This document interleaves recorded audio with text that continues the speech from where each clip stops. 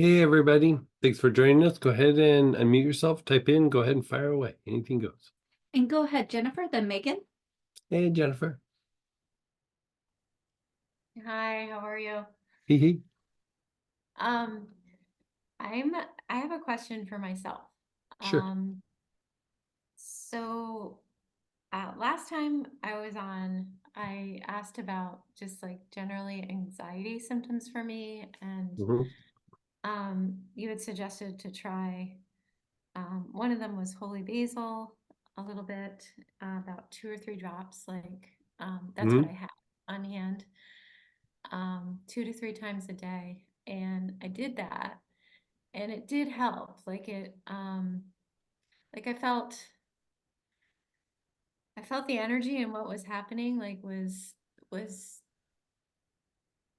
it felt like I was more in my body, so to Mhm. speak. Mhm. Um, I get like, and I'm not sure, like I feel better talking about it, but when I'm on my own, um, it's like I have, when I go out into the public, when I'm um in different situations, and even like outside the house, and Mhm. even because I work with a lot of people and I do a lot of spiritual work and a lot of energy work, um, the intensity of it has just gotten, it got to the point that it was so intense. And I had like a significant event happen at one of the places that I worked where it was like the huge misunderstanding, and I had like a very like a growing clientele, and people were coming out of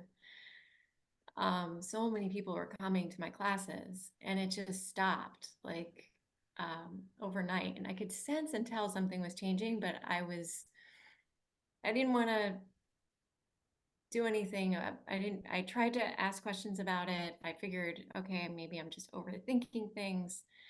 And then all of a sudden it just stopped, and it was very heartbreaking for me because I put a lot of time and energy into it. And What happened? um, it just accused me of certain things that were complete misunderstandings, and didn't talk to me about it, and just stop my work there. Hmm. Then it Okay. was like a huge upset because the clients and the people that were coming to my classes were upset. And then I was further, blamed for them saying things. And uh, it just kind of spiraled into this, what I was feeling like more intense anxiety. Hmm. And now that I left there, I'm like reviewing and I'm thinking about everything, and um, it just has raised and heightened my anxiety. So now it's like I almost feel like I'm not sure. Like I had feelings like of different realities going on all the time at the same time. Like almost like if I was looking at something, there was a diamond, and depending on which perspective somebody was looking at it from, it felt like if they were on one part of it, they would only see it from that perspective. If they were Mhm. on part of it, Mhm. they would only see it from that Sure. perspective. And it just became really confusing. After all this, I'm thankful for it because I've had more time to sort things out. But at the same time, I've just been increasingly anxious. When I would go to the place, my anxiety would increase anyway.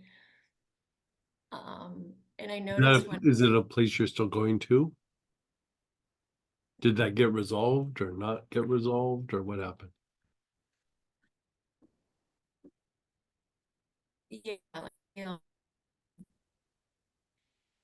Sorry, you just cut out. less this,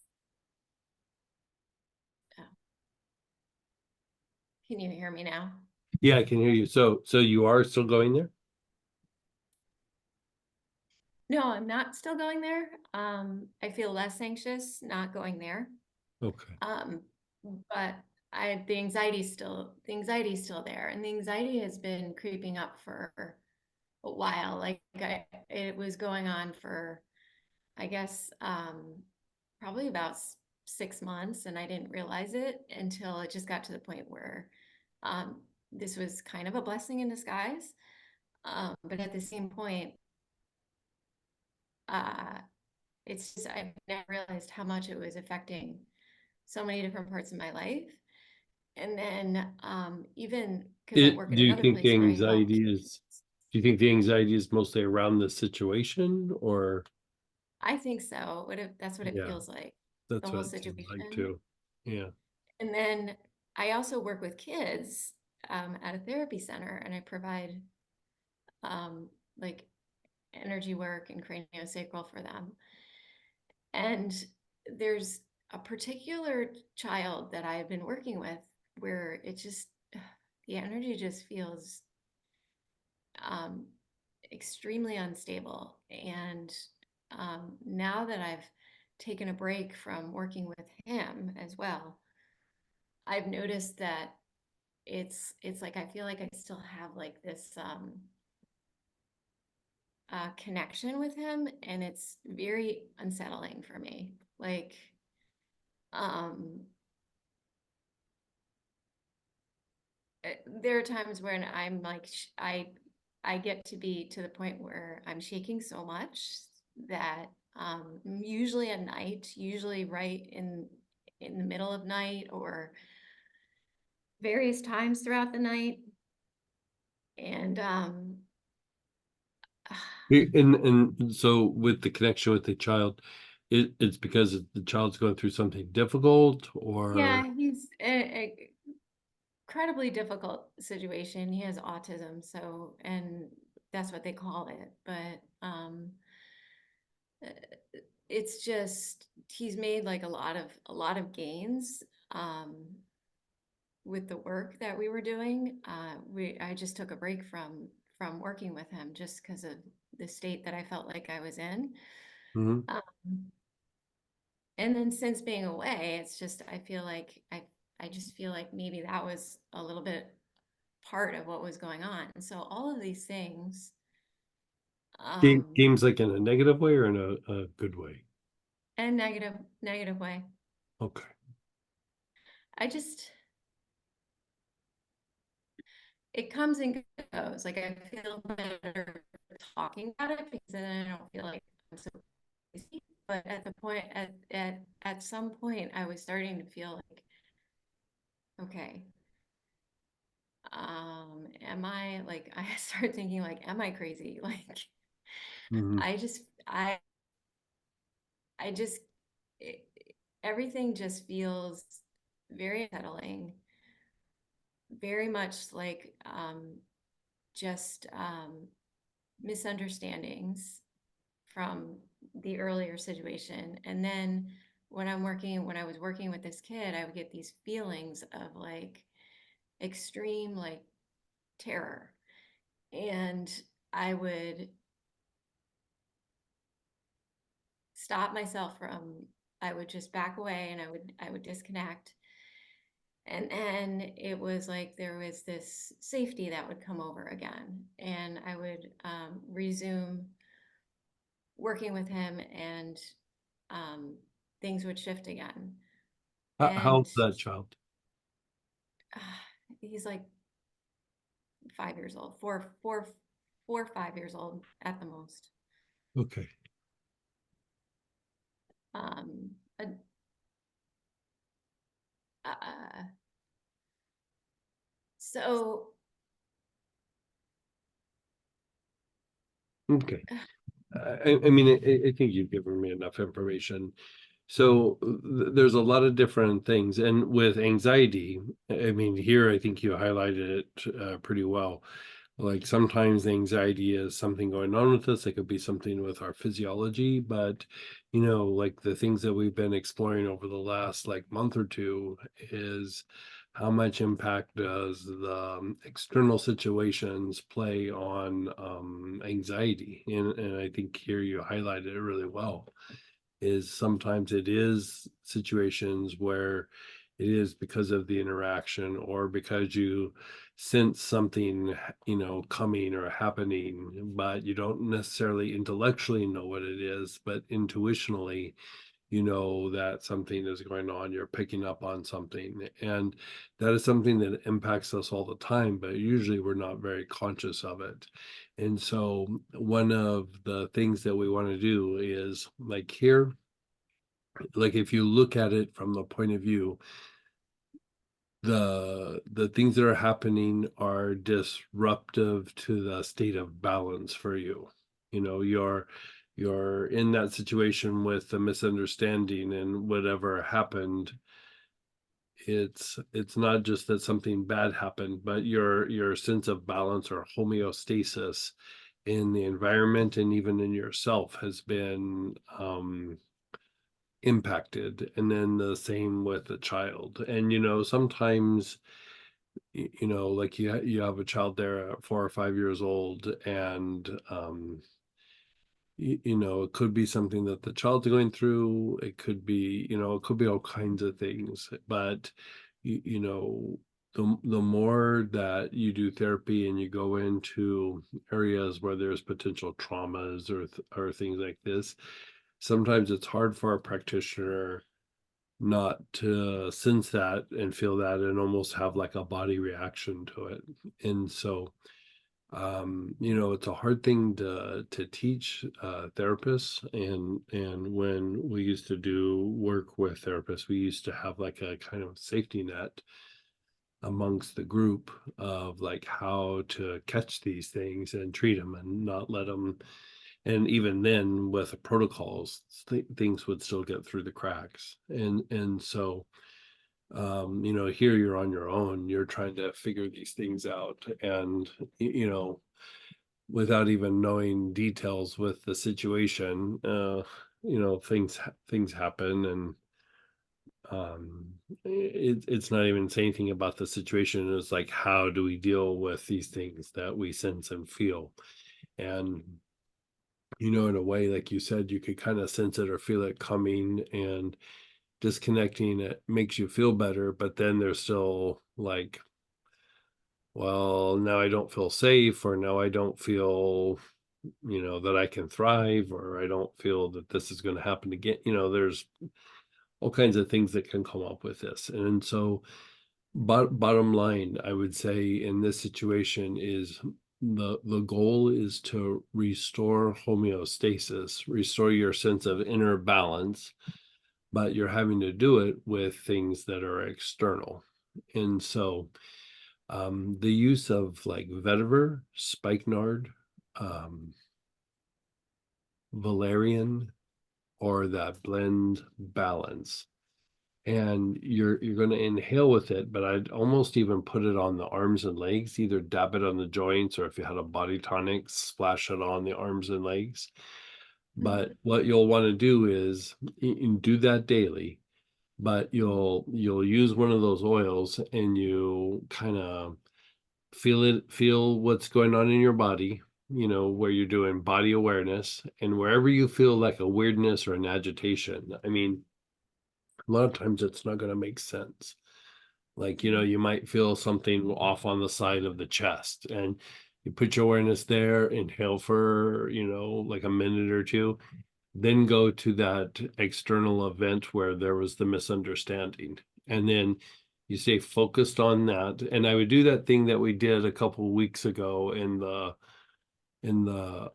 Revitalize and Thrive class, where we focus on the event, like where you're just like, okay, the event, the people, that are that center, you really focus on that, and then you keep inhaling, but you let go of the focus, and then you look at all the little nuances, all the little details, all the little things that happened, all the little, that was being said.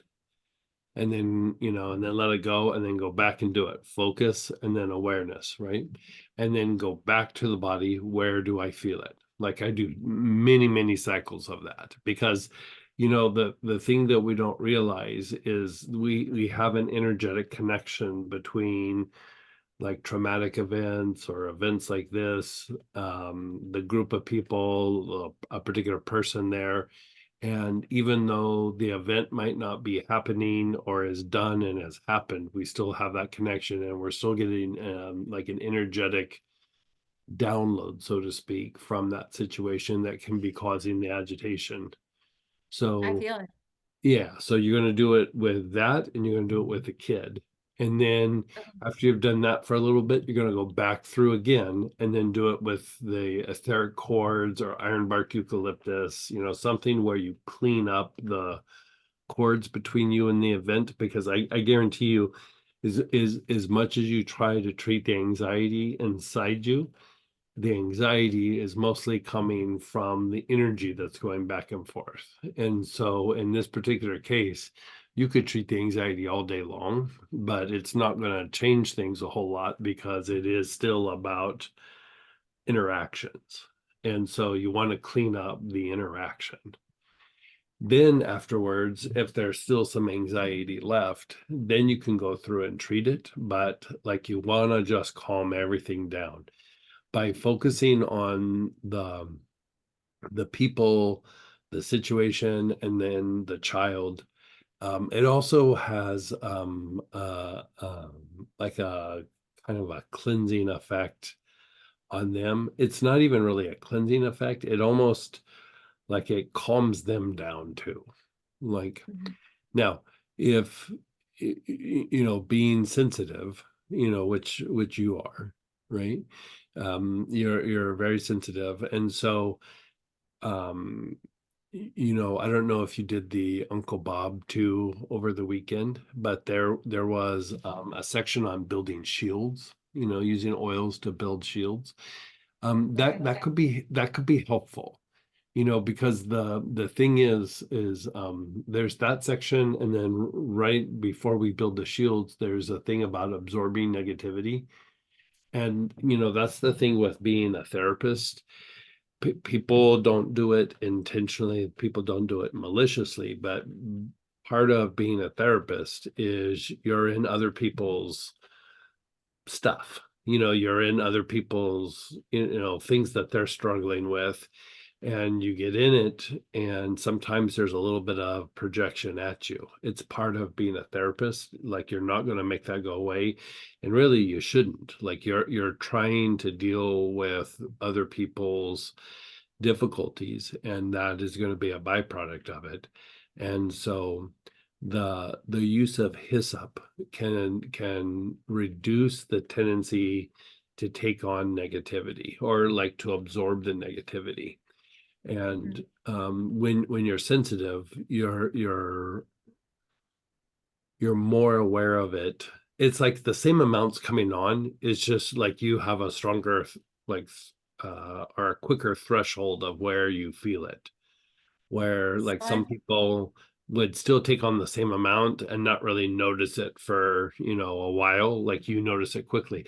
That's not good or bad. It's just what it is. You know what I mean? It's like, if you have that sensitivity, great, and if you don't, that's fine too. Like, you just kind of need to fine tune what your survival kit's going to be. And for you, like, hyssop should be something that you use all the time. I mean, I was I was lucky enough to not be sensitive, and then I was trained to be sensitive, and so I can actually kind of almost like train or turn the sensitivity on and off. Or I can go, oh, I'm sensitive, but then I'm not sensitive. Like, I can feel it, but like it doesn't really, like, yeah, it's there.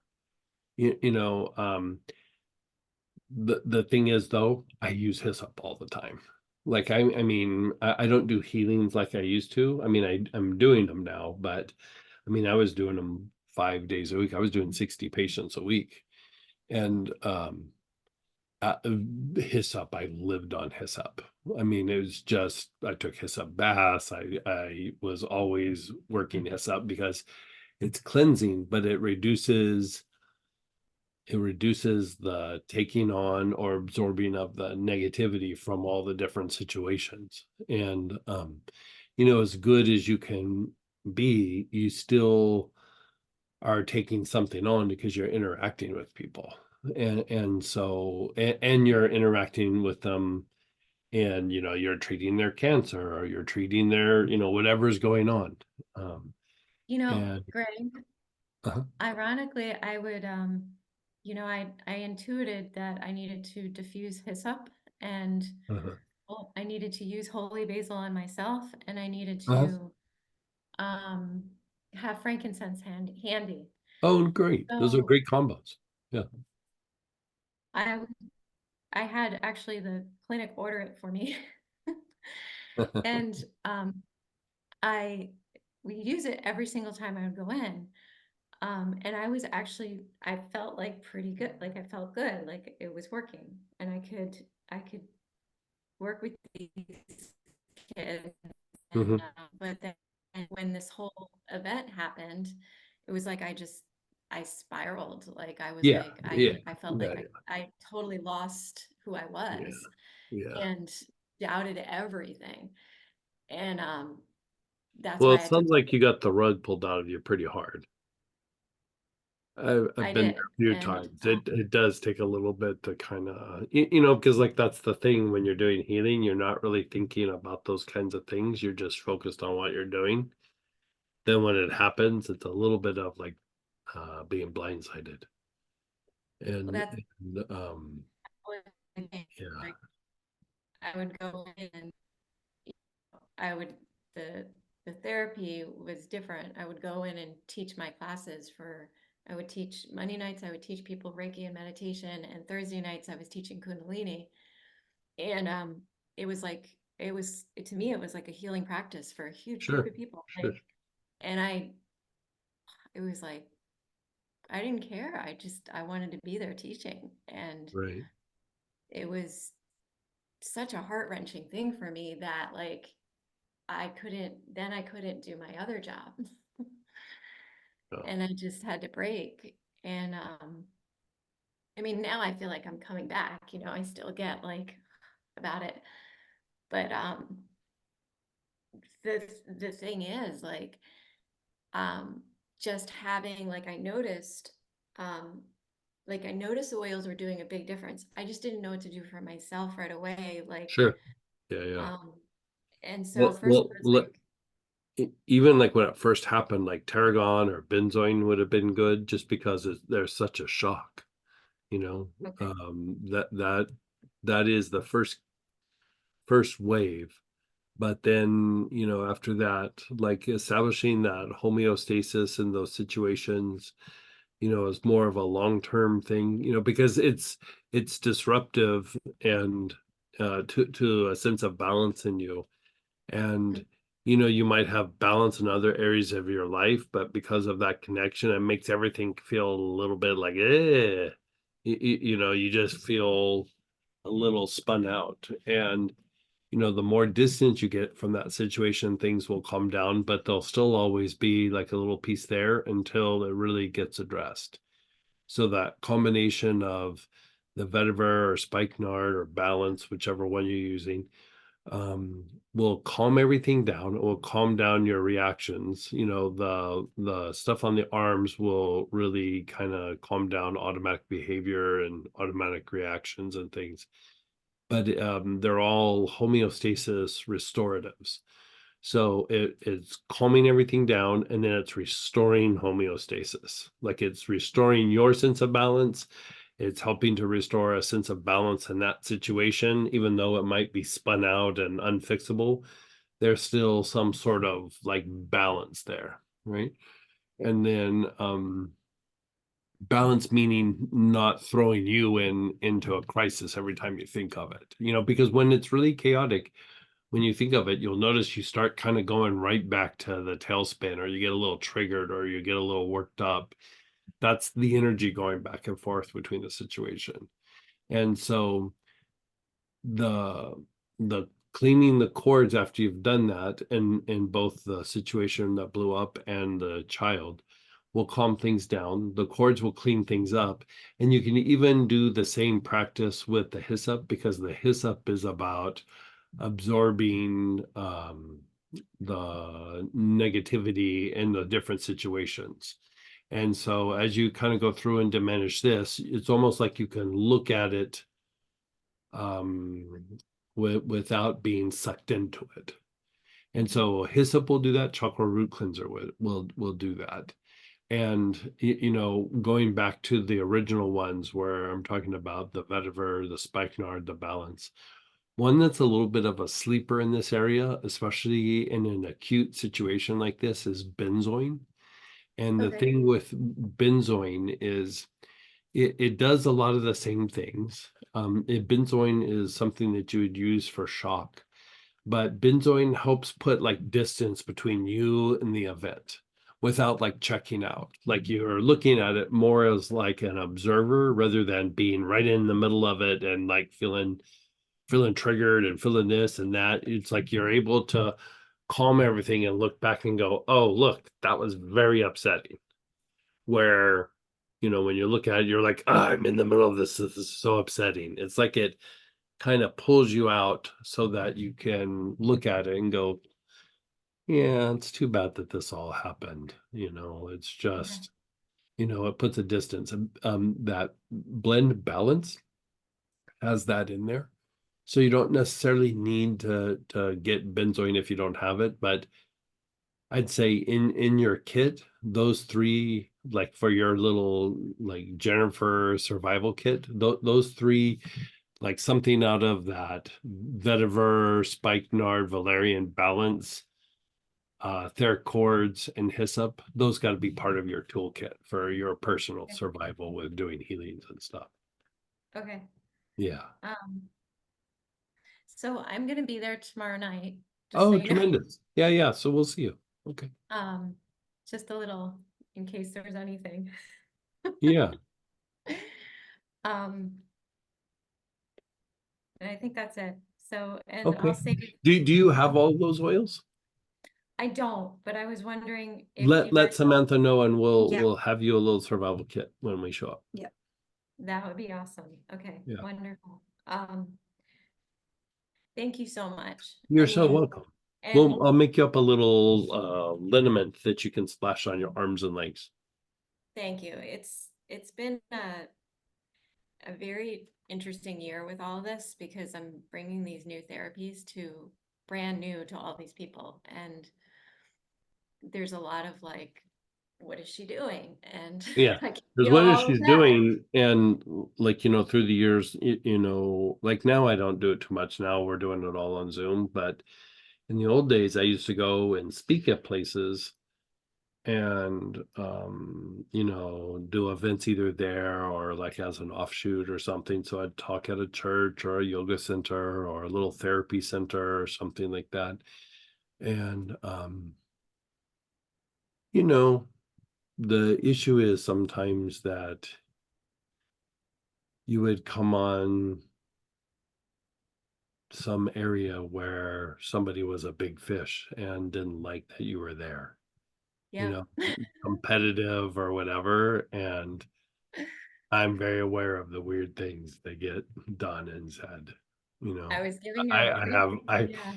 I could fill the rest of this Zoom with stories, you know, and yeah, it's just it's part of it is the lay of the land, and it's not surprising that that happened. I think it sucks, and I feel bad for you, but at the same time, you know, the thing, like when you started getting good at something, you would think that like, oh, people would be supportive and stuff, but in circles you started becoming more and more of a target when you go and do things like this, like people grind on you more. And so Mhm. you know, it is what it is. We felt it. We felt it. I felt it. I tried to reach Yeah. out and I wasn't getting an answer back, and then it was this. Yeah. So And anyway, but thank you. I don't want to take up just people's let it bring you some comfort that even if you were to like realize it and then go talk to the people, it just would have gone down a different way, but it still would have gone down. There was no fixing Mhm. this probably.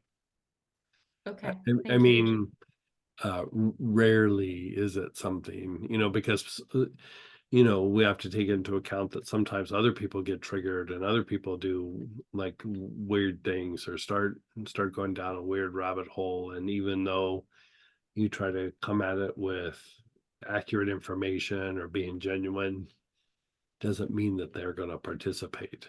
And so, trust me, through the years, I've tried all the different approaches. And when it's going to happen, it's just going to happen. The only thing Okay. that I got good at is being able to walk away from it easier and easier. Like basically is Well, all it was. And that's not great advice, but I'm just saying, well, you know, it's good to hear because yeah. I love hearing that because it shook me to a core so Yeah. much that I Oh yeah. was afraid that that was going to happen in the other place that I'm bringing all these therapies. Yeah. And I'm like, I have to stop these thoughts because I'm like, I mean, I don't want to take that over. Then I'm like, what am I You doing? know, I used to have a little thing that I used to say when like I'd start doing well in some like at a church or something. Yeah, because some of these places I was at for like 10 years. Like it wasn't like it was like, oh, we had a good month or two or something. Like there's places where, people who were there, like there would be turnover or something, there's just all kinds of stuff. Um, and the thing that I Okay. would always tell myself, like even when things were going really well, everything's transient. Everything everything always changes. Like it's not just gonna like hopefully this stays good for a while, but it might evolve into something good. It might evolve that I go away, but I'm doing this step right now, not knowing what tomorrow brings, you know. It's kind of what I've been getting too. Yeah, yeah, And that's what's been helping me go forward because yeah, I'm developing this other program and I'm like, yeah, it might happen here. Like, yeah. And there's always lessons to learn in each of these situations. And sometimes the difficulties, you come away with um something very, very potent that you wouldn't have realized yourself. Like, a thing to do, a process, even part of the healing practice might be enhanced because of you keeping your wits about you when these things were happening, and mhm. you can just kind of see. And so, you know, I've tried everything to try to minimize this, but it's just the nature of the work. Okay. Mm. I have noticed some of that. Like Yeah. I've seen, I actually moved some of the classes to, um, my place, Oh, um, perfect. because I do, treatment sessions here Uh-huh. and, I have a studio and I've noticed the awareness and that I have to just kind of be very still, like, and with other people, just a lot more observing. Yeah. Yeah, yeah. Okay, so, all right. Well, look forward to seeing you tomorrow. Thank you so much. Let's be sure to get her list of stuff. Exactly. Okay. And then go ahead, Megan, then Priya. Hey, Megan. Hey, Greg. Um, Mhm. okay, my daughter, almost 7, last month she had a cough like the entire month, and I tried everything, every pranic healing technique, the kids' oils like green myrtle and timelinolol and everything. It finally just went away on its own. Then my brother or my son comes home sick.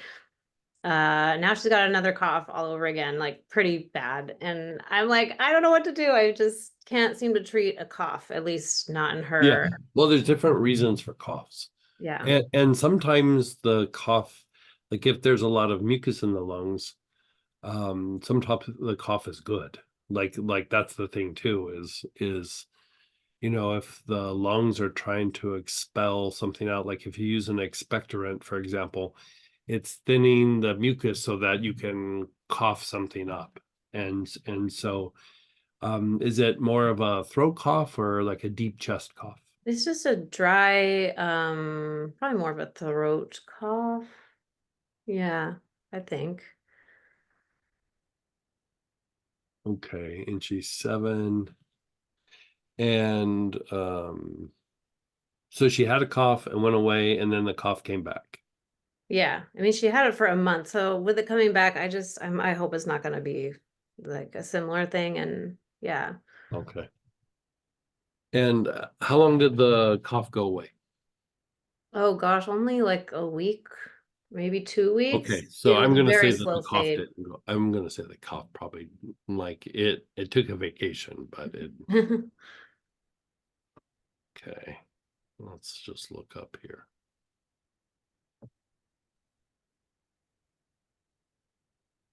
And has it affected her voice or anything like that? No. She does have a runny nose with it this time, but last time she had no symptoms at all, just coughing. She was never fatigued. She never seemed like she was actually sick. Like no fever, nothing else, just a cough.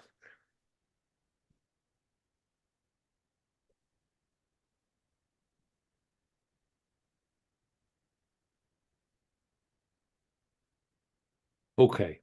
So this is what I'd like to try on her is let's use do you have just like good old fashioned fir balsam? No, unless there's a tiny one in a kit somewhere. It's possible, but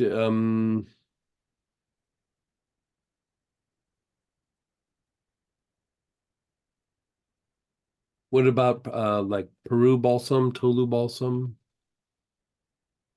Any sort of balsams? I actually don't know if I have any 5 ml of any balsams. But I'll write that down and just give me a backup if I don't. Um, what about spruces? What spruces do you have? Yeah, white spruce. Okay, so let's use the white spruce. Put like maybe 2 to 3 drops in your hand with like a little bit of lotion or massage oil, and then rub it on her chest and down on her abdomen. And if you have a little bit left, you could even do between the shoulder blades a little bit. And like, I do it morning and night. Like when she comes home, like is she going to school or is she staying home from school? No, she's missed 2 days this time around because with the runny nose on top of it, it's just kind of too much. Okay. So in that case, just throughout the day, like every couple hours, just go and rub it on her chest. And it's like a thing with like a balsam. It kind of relaxes some of the things that make you like want to cough. Like it's not a cough suppressant, but sometimes the cough is trying to break down mucus and get it out. But sometimes like you notice like you get a little rattle in the chest or a little tickle in the throat, and the respiratory tract goes, let's get that out of here. Like, let's cough that up, whatever that is. The balsams tend to calm down the cough mechanism. So like putting it on the chest, it doesn't make, if there's some underlying like little bit of mucus or something, it doesn't make that go away, but it's not like an agitated cough response in those situations. And most likely that's what's happened, is that like cough response has gotten either agitated, or there still might be a little bit of a trigger like in the lungs with a little bit of mucus. And so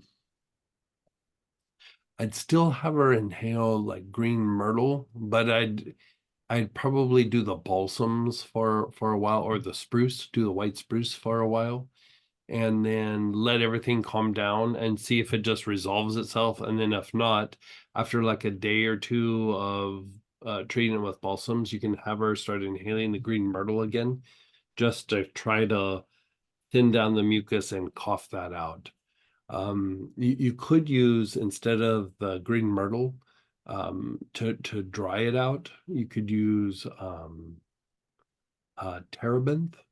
If you have some terebinth is one of the best things for drying stuff up. Yeah, I do. Okay, so you can just have her inhale that, but the white spruce on the chest. Okay. And if you have any little bit of balsam anywhere, like Peru balsam, Yeah. Tolu balsam or fir balsam are usually my top choices here. Tolu balsam it's just nice because not only does it relax the chest, it relaxes the trachea. And not very many things do that. Like, and so it also relaxes the diaphragm.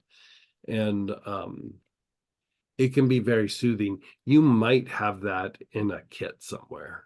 Like that's been in I think 1 or 2 classes, I think. Yeah, I'll look it Yeah, up. we'll look it up and see if we can't find Okay, where it's at. also, I don't know if Sam is still shipping things, but I just made an order this morning and I wouldn't mind throwing that in if it wasn't already shipped, if you happen to know off the top of your head, but Yeah, if we you ship think it our could be stuff. shipped already. Yeah, I think yours already. Yeah, but we can throw it. We'll throw it in Yeah. there. Yeah, Yeah, don't worry about it. yeah, just email me, Megan. Yeah, We'll email Okay, what you I'll want email. and we'll ship it out. But Okay, thank you. Sam was super efficient today and got it out already. I know, I was like, I think I already got the shipping email, but it was like only 2 hours after I placed the order and I was like, Yeah. it's not really gone, is it already? Yeah. Okay, yeah, that'll be useful for me shipping, too, but it's because, not- yeah, Yeah. We have an employee that comes in and she does all the shipping and she's just on top of it all. So yeah, it's great. I love that instant gratification, so thank yeah. you. We're Just trying one to more be like thing. Amazon. Yeah, I might have an Amazon Prime account, just maybe. Just a quick comment. I just finally caught up on finishing the 8 materializations of Metatron because it took me forever to finally finish the class, but I really had a good experience. The experience is also always delayed, as well as me finishing the recordings being Sure. delayed. I just want to say I really love the love and marriage section. Family life has just beaten the crap out of me over the years, and there's not a lot of probably pink in my aura lately, and I didn't have an experience while I did it, but Yeah. I was just laying down to go to bed and I just felt like so warm and fuzzy, and I was like toward my husband, Oh, "Yep, nice. sounds," and I was like, this is definitely from the class. This is not random. So I really like that. I'm working that a lot. So just wanted to share that. So thank you. Good. Like, and you don't have to do them all together. If that one is working for you, like work that one for a while. And yeah, Yeah. it changes like how you process information and opens up these avenues. I think I was saying it in the class where it opens up these things that we all think about, but we don't really, I don't know. All those things are universal things that a person thinks about. Yeah. And so, yeah, it's good to work that. Yeah. Very good. Thank you. And then go ahead, Priya, then Ralph. Hey, Priya, how are you? Sorry, just was yeah, hi, how are you? Hey. Couple of things. I wanted to start off with I don't go out too much. I stay home mostly at the moment. It's gonna change in the next couple of months. But I went to the city last week for something, and it just did not feel nice. Oh, Like I could feel the energy. There were so many people, yes, but it was yeah. just something that was not nice. And it just disturbed my balance. And many of the answers I did get for this from your chat with Jennifer. Thank you for that. Yeah, I I was have, going to revisit like some of those things, like, yeah, for you, Hyssop, and how we've talked about the vetiver before and everything, same yeah, idea. You also might want to use a little bit of sage and yeah, experiment with it, but the sage can be used for like hypersensitivities, especially like when the nerves are really like almost like hypersensitive and waiting for the other shoe to drop, whatever it might be. Sage could be good for that. And I use sage all the time. We were just having a conversation about sage last night, and yeah, Samantha was like, what should we use? I was like, sage, like yeah, yeah. there's another choice, like sage is what we're using. And I kind of like that one for you. Like the more sensitive you are, the more that hyssop and things like sage become an important part of the routine, even the vetiver. And Yeah. you can use that, but the hyssop or chocolate root cleanser is probably going to be the big workhorse for you when you go out and about. Like it's Yeah. just and the thing too is if you just are like, I'm even with all that, I'm just too sensitive. Cinnamon can make you a little bit more thick skinned.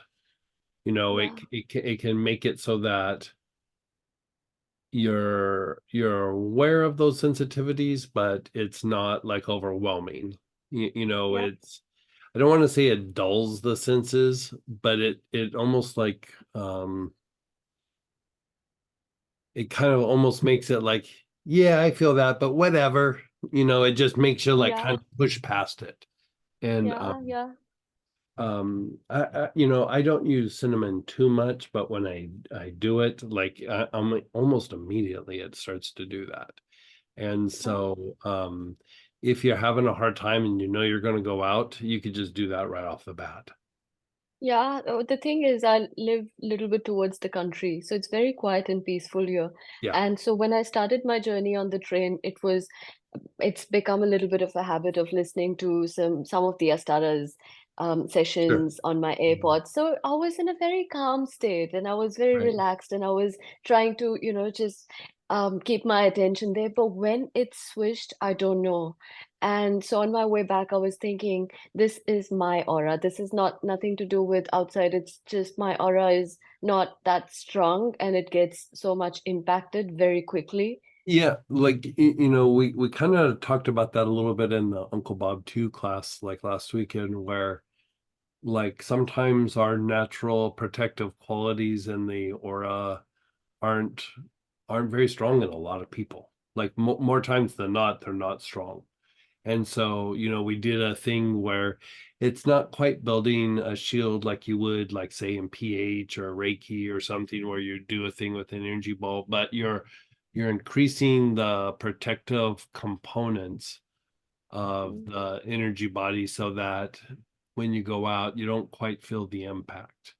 Yeah. And so, that idea with Stara, with I'm surrounded by the pure white light, Mm. that's actually a reflection of like how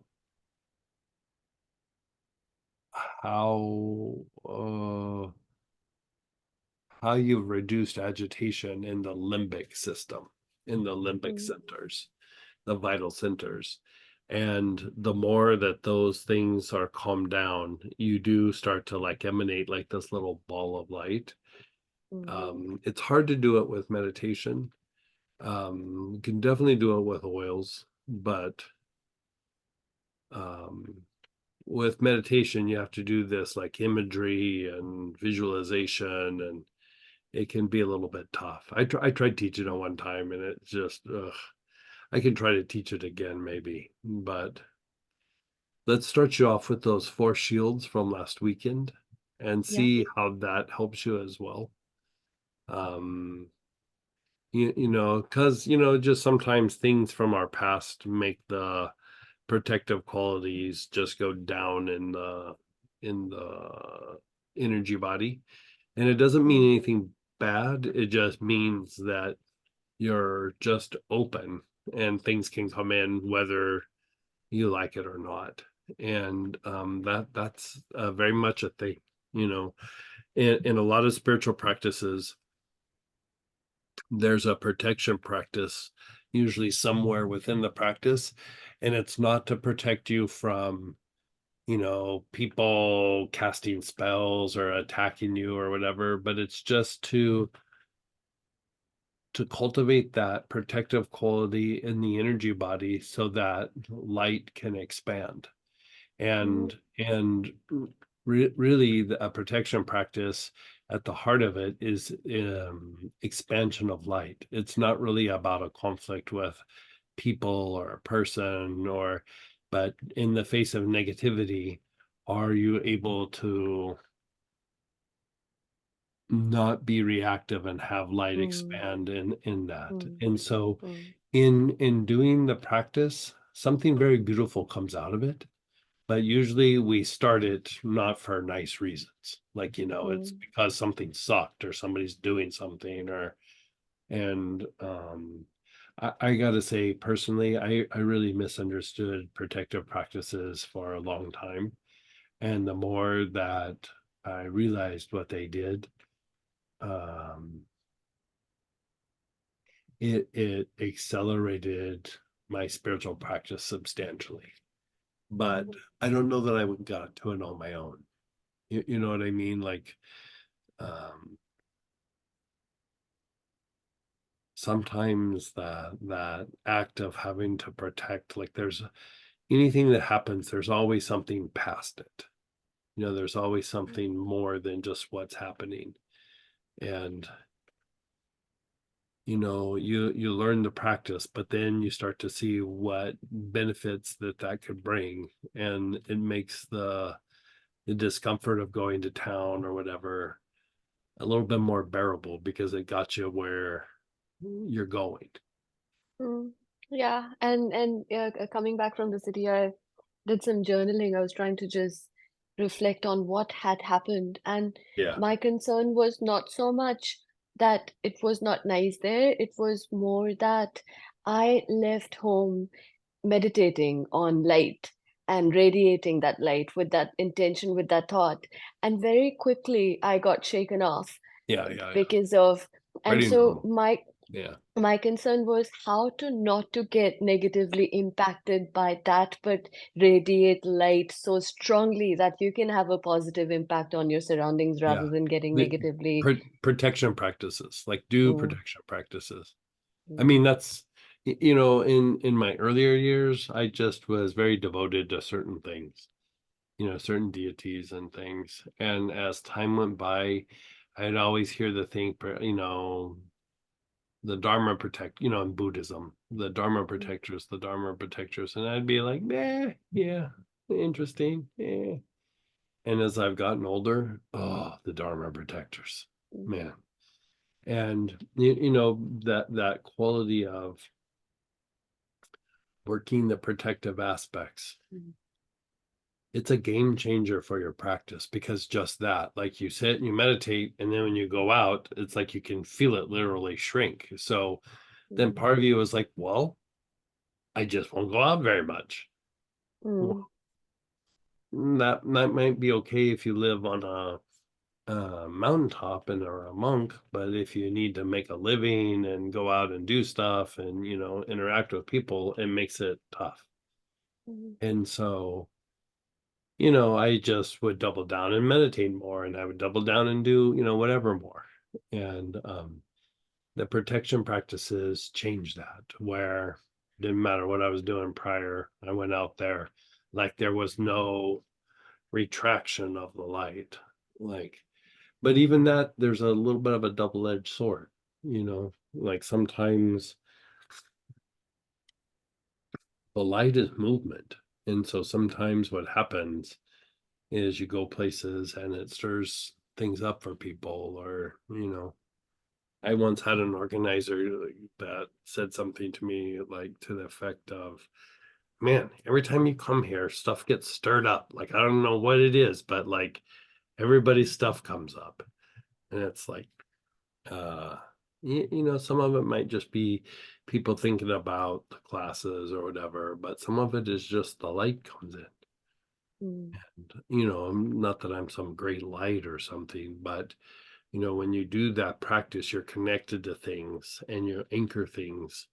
And so when you're in a situation, it brings a little bit of that light in. And Yeah. so I always kind of take that in mind too. Like, even when people might get stirred up in situation, I was like, some of this is like I brought, like if I'm doing this practice, this stirs things up. And so it makes it also a little bit of,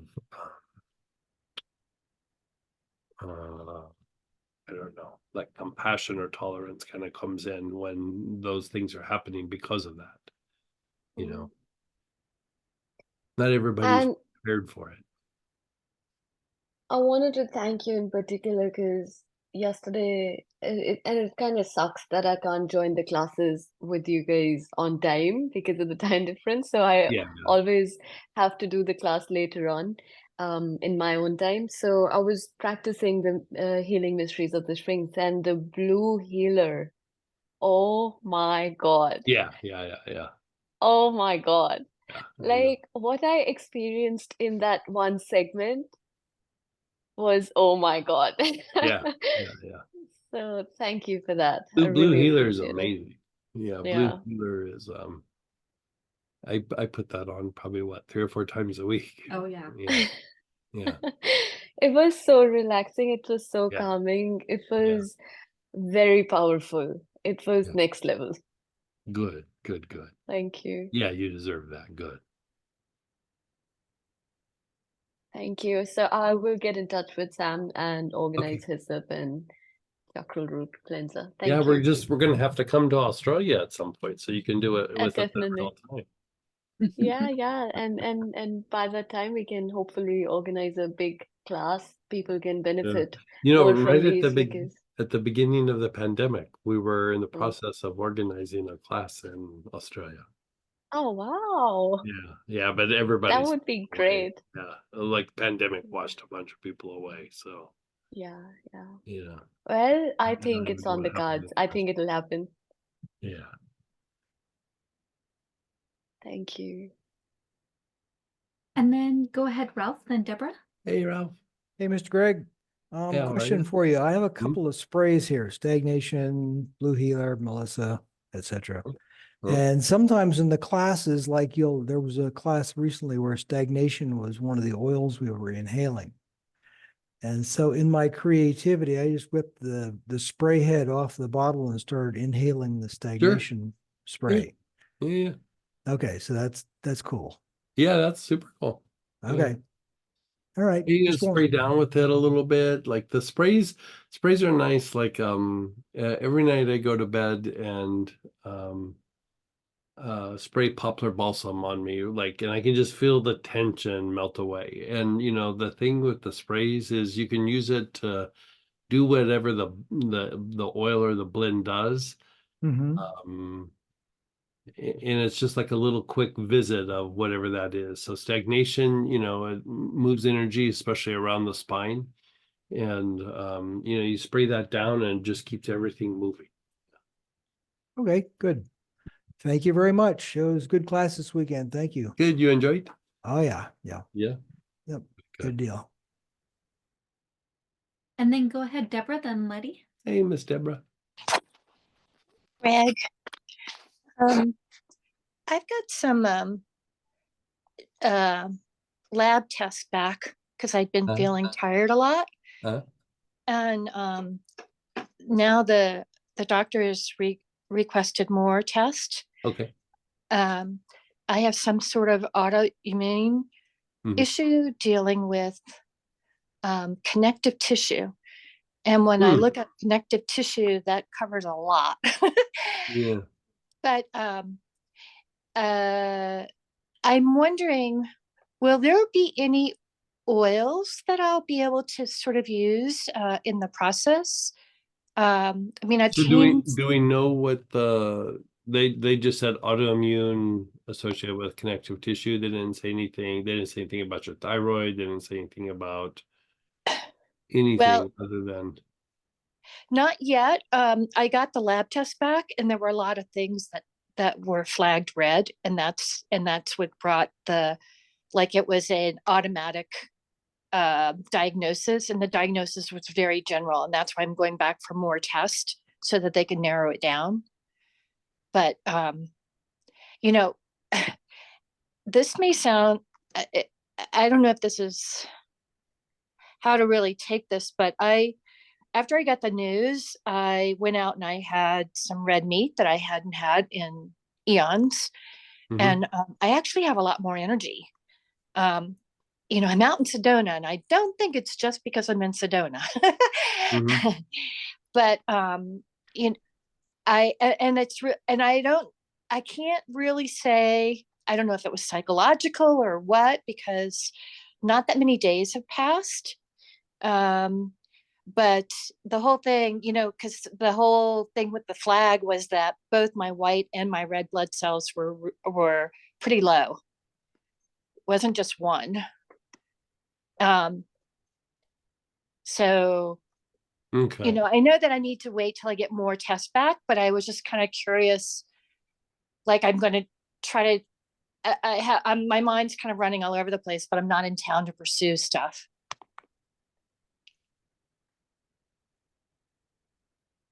Yeah. I mean, sometimes these can be a temporary thing. Like it can be something that maybe has been there for a while, but it also could be temporary. So I'd say like let the test unwind and see what the doc says. But if red meat made you feel a little bit better, you don't have to have it like every day. So were you trying to be vegetarian, or you were in the process of being vegetarian, or? I was pretty much vegan pretty much, but occasionally because of the tiredness, I started to dabble back into like fish or having eggs, things like that. I still don't Okay. eat dairy. And are you getting cramps? No, Are you getting like your legs jump at night when you go to bed? no. I've started increasing my mineral intake and just vitamins in general. But I've only really started increasing that for the last like 2.5 weeks. I mean, the thing with the meat is really good for the lower centers. You know, like if the lower centers are real weak or real depleted, you know, I remember I was like being vegetarian when I was traveling with the medicine man, and he gave me a piece of buffalo meat, and like I would have thought that that was the cure all to everything. Like I was blown away at how much better it made me feel. You know, the next time I ate it, it didn't make me feel nowhere near as good, but even sometimes when we would be doing ceremony, like I just feel like just ungrounded and out of it, and I'd eat a piece of meat and like I'd feel fine. And you might just have a little bit of some deficiencies that maybe the meat could you know, address. And I mean, I would probably go like red meat. Like I wouldn't even try to dabble around and go chicken or fish. I just every once in a while just, you know, a little piece of steak or something. And it doesn't have to be a lot, but just until the body feels a little bit better. But I would do Moroccan thyme until we know more. Like, do you have any Okay, Moroccan thyme? I think I do. I don't. Yeah, I don't. two You or know, I'm three drops so I can't internally, check. two or three Yeah. drops internally, and then let's see what the doctor says, and then from there we can kind of address. A lot of times with really, if I mean, if it is you know, a substantial autoimmune issue, then a lot of times we use things like mushrooms and things to go through and treat that. And so you know, there's always something that can be done, but Okay. we want to get the body feeling better, you know. Yeah. It Well, you could know, be that, like, you know, sometimes when you do a bunch of body work, this is why I'm like saying that it could be temporary, is you yeah. had all that fascial work done, Yep. and it makes the body dump like toxic material, and so it can make the bowels like unload, it can make all kinds of things like dump in the system, and your body could have gotten a little overwhelmed. I mean, it wouldn't be that uncommon for that to happen, and so this could be like what I would call an acute autoimmune issue. And so we might just have to have your body like detox like lymphatically for a little bit, and it might resolve itself. I mean, there's been many times where an autoimmune disorder was there. We treated, you know, a system or two in the body, and then it went away. You know, they couldn't find it in the test. Beautiful. So it doesn't necessarily mean it's forever. Like these things are subject to fluctuation. And so just because it's there doesn't mean it's there forever. That really helps Yeah. my thought process on the whole thing. And With all the body work, my guess is something got stirred up and like, you know, because I get some body work from time to time, and you know, the person's working trigger points or, you know, fascial work, and you know, it's just one of those things that like my body detoxes for like a day or two, and you know,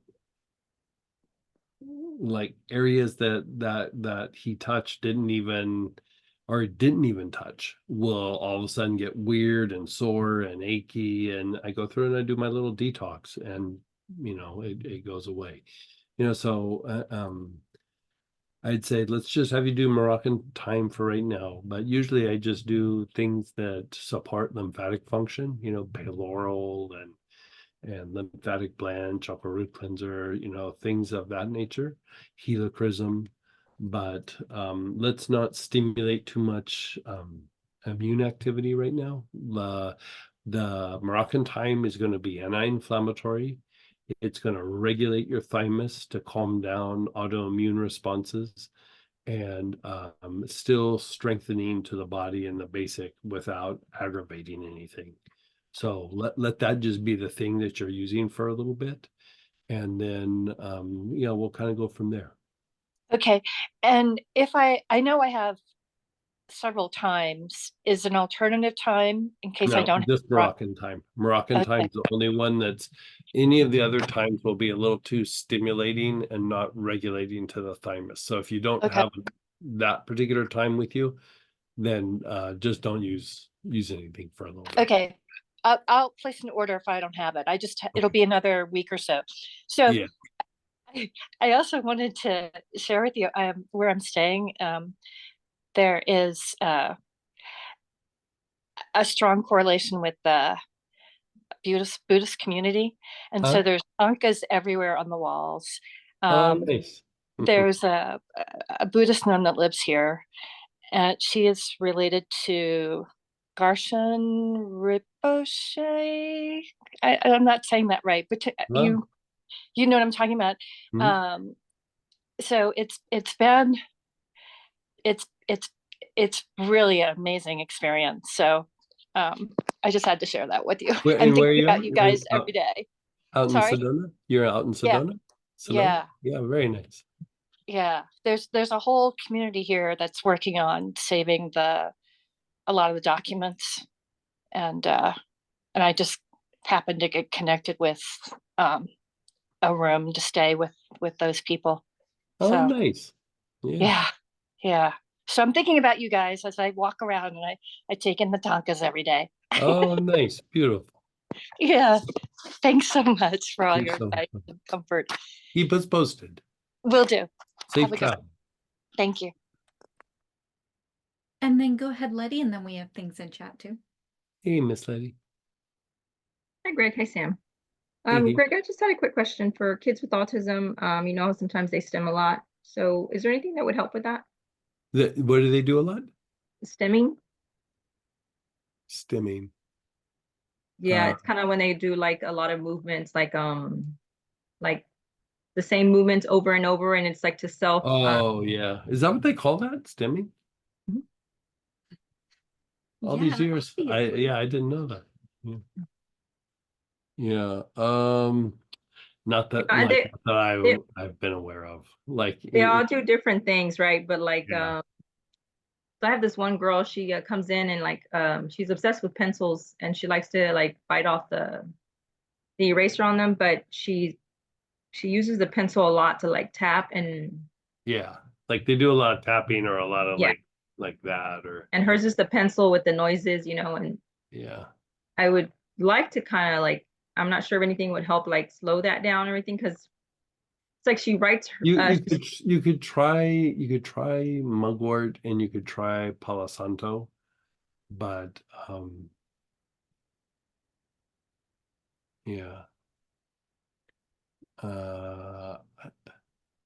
I don't know that I ever really tried to target that to make them stop a particular behavior. We would just redirect them sometimes, but sometimes those behaviors are a thing that they would even use to like redirect them to, like, you know, they would start doing it and they would like calm themselves down. So if you watch them, a lot of times they're probably managing like anxiety. You know, like they wouldn't use those words, but if you watch them, that's kind of what they're doing, is they feel a little anxious, like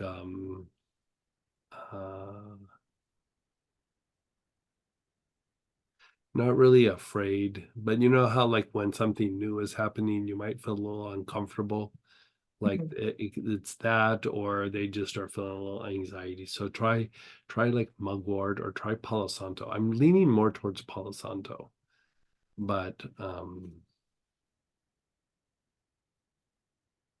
and what are their chakras that are kind of like off with when they have autism, like as far as because you know a lot of times the they're brain very is really depleted, but if you look at them, their sex chakra is really depleted. And so, like, if you ask them questions, you'll notice that, like, when they're thinking of the answer and they can't get it, they'll start touching their, you know, their genitals a little bit. Mhm. And you know how, like, when you're trying to think of a thing, you start tapping your head. Like Mhm. that actually activates the brain a little bit, and they do versions of that.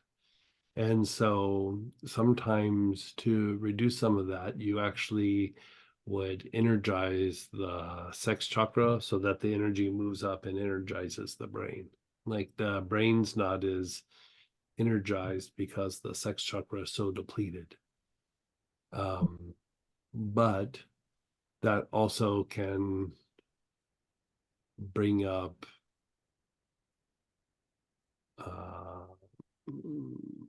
you're not dealing with traumatized kids, right? You're just dealing with kids. Mm. I mean, if there's any trauma there, like we Yeah, the thing with the sex chakra, like energizing it, it makes them more aware. And so if there was potential trauma, sometimes they become more aware of the memory of the trauma, and it can be a little much for somebody. So like I always did it like in, you know,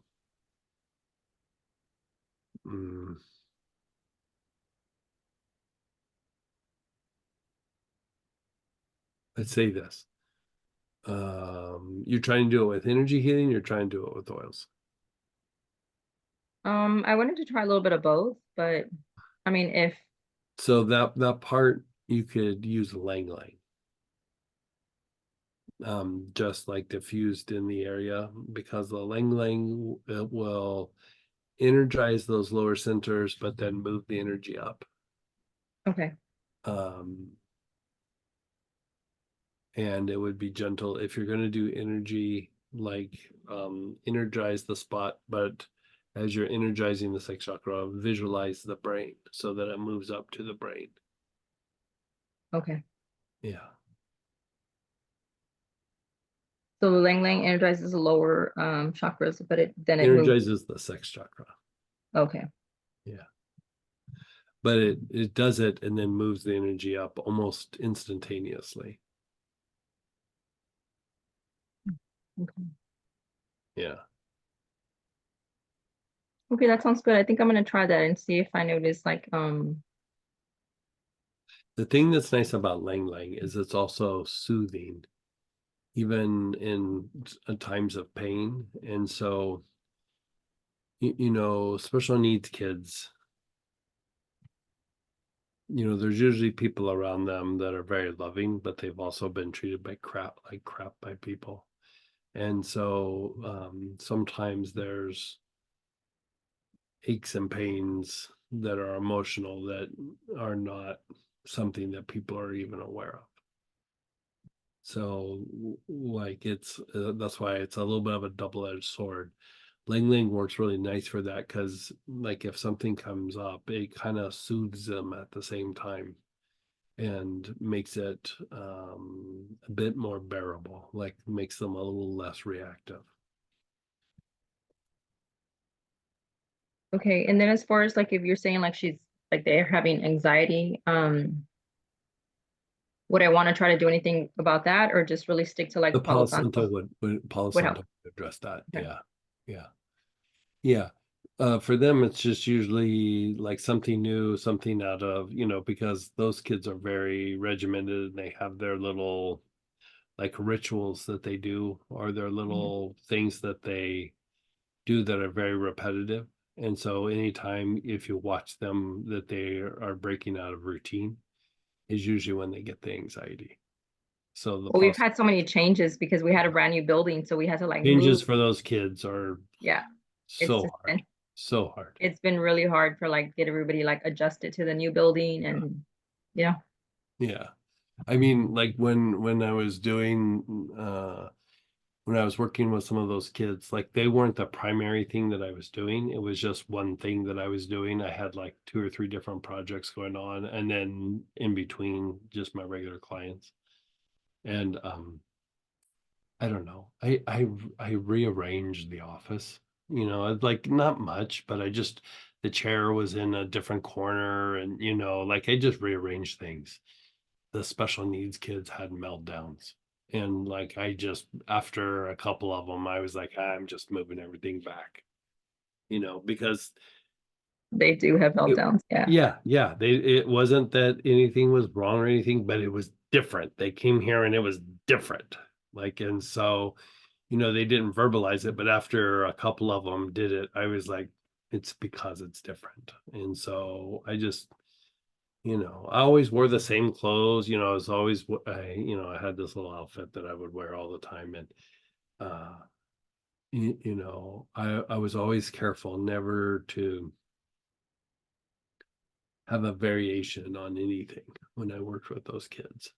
It was always, I looked the same, the office was the same, everything was the same, because the shift or the change was a little too much.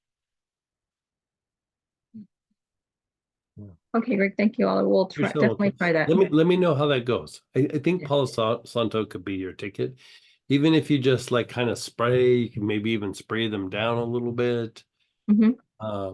You could wear it, some Think version. about just spraying like the table around, like spraying the area and the Yeah. table, Yeah. It's a bug repellent. It's Yeah. it's for preventing colds and flus. It's for, whatever you gotta fill in there. Yeah. Okay, thank you so much, Greg. Yourself. And we have some questions Yeah, in yeah. chat as well. Fire away. Feel free to unmute, raise your hand too, if you have anything else you'd like to talk to Greg about. What is the best oil to use for chronic constipation and how to use it? Chronic constipation. Well, you could do a couple of different things. So the constipation would be caused by different issues. One, I would start with even just inhaling lemongrass sometimes will make that happen. Like sometimes the bowels are really clamped down and the lemongrass helps to relax things, to let things flow. Inhalation sometimes can be enough, or put a couple drops in water and ingest. So that's one. Two is sometimes the muscle movement through the digestive tract also isn't like the muscles aren't contracting enough. And so one of the oils that we use for something like that is cinnamon leaf. And that would have to be taken internally. But if you're going to notice something, you would notice it after 3 or 4 days of use. Like you would probably notice it in the first time or two, but after about a week, you should start noticing something. So the other thing that can be happening is that there can be a lot of food material like impacted on the walls of the gut. and we need to flush some of that out. And so things like Shazandra could potentially flush some of that out. You know, like anytime you are moistening the mucous membranes, you're helping to break up kind of the mucus like plaque or the impacted food on the intestinal walls to flush that out. Another thing is you could take like some let me think this out here a little bit. Like I'm going to say castor oil with terebinth in it and pour it on the abdomen, and then kind of use your fingers just to kind of go around and like you're pushing into the abdominal muscles, like start from the top and just work your way down, and you're just looking for tight spots or areas that like when you hit it, it kind of hurts a little bit or burns a little bit. And you're opening up, when you do this, you're opening up circulation. So for one, you're making your cardiovascular system work better. But two, you're increasing and improving blood flow to the gut. And you're breaking up some of the mucousy kind of plaque that is on the walls, and helps that to flush out. And so we can make you up a castor terebinth blend. Actually, that's not a bad thing just to be making in general. We'll make it up. Like, because you could use that on joints, you could use that for all kinds of things. Like the castor oil itself will have an impact, and the terebinth will also have an impact. You know, both will clean the tissue up, and yeah, I mean, that's what I would start with. And then if that doesn't work, then we can start using things that are stool softeners and laxatives. But a lot of times, if you hit those things, you know, every time, you know, I go and get some therapy with a trigger point guy, and every time he works my abdomen, not to give you too much information, I spend a lot more time in the bathroom for like a day or two. It's just because he broke stuff up that's like, you know, on the walls of the intestines, and you know, let's just say the clothes fit a little better. You know, it breaks up stuff so much. It's something, especially as we get older, it's something that needs to be done just from time to time. So Are there any essential oils for food poisoning? basil. Basil is the go-to thing for food poisoning.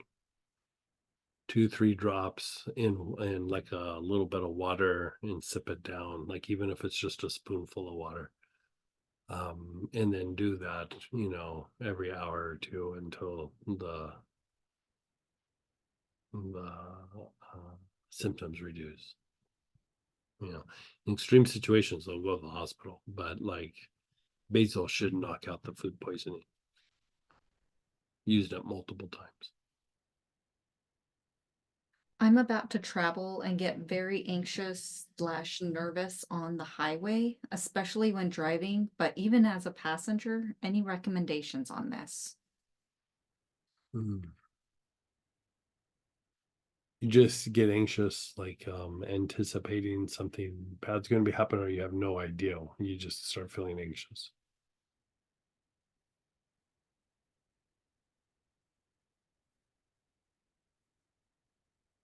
And did something bad happen? Like, did you get into an accident? Both.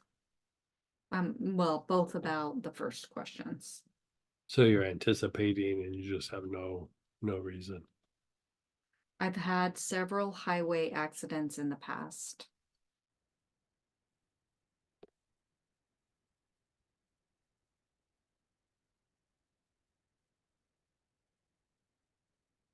I would say use helichrysum and then etheric chords, thinking of the past experiences, and see if that doesn't reduce it. Like if you've had past traumatic events and then you're in the in the potential place where those events have happened, you're probably reliving a little bit of something from the past. So I would use the helichrysum to release the trauma, and then the cords just to clean things up between you and the past events. Try that and see what happens. I'd also take maybe either tarragon or benzoin, so that like while you're traveling, you can inhale that like when you're in motion. Benzoin might be the better choice, but like whatever you have.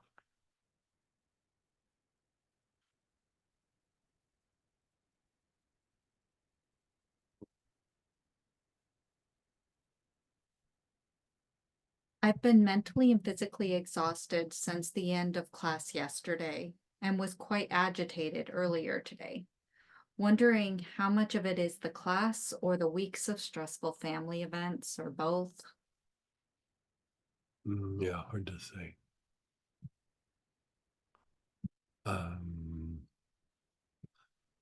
Yeah, probably the events.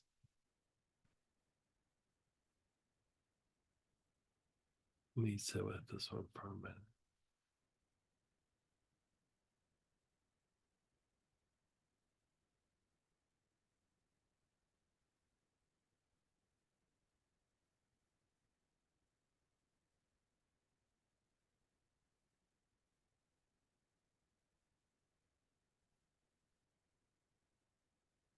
This is super weird response on my part and super out of the box.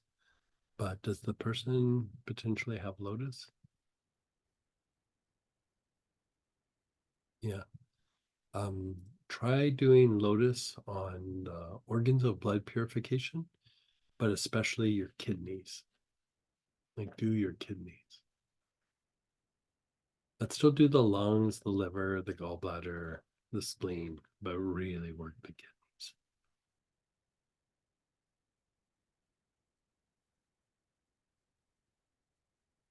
And then Letty just posted the different classes that Lotus has been in. Okay, perfect. Very exciting. You have some new classes up. Could you talk about Three Brains Deep Dive and Sacred Secrets of Mystical Healing?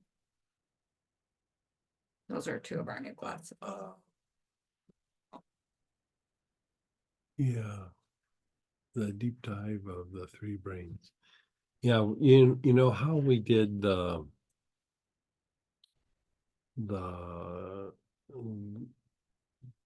Revitalize and Thrive class, where we had all the different aspects of like how to work the materialization breath. The deep dive with the three brains is going to be a version like that, but for three brains. So what happens when you hold the three brains in your, in the mind? What happens when you balance out the three brains? What happens when you work them from top to bottom, bottom to top? And then what oils to use in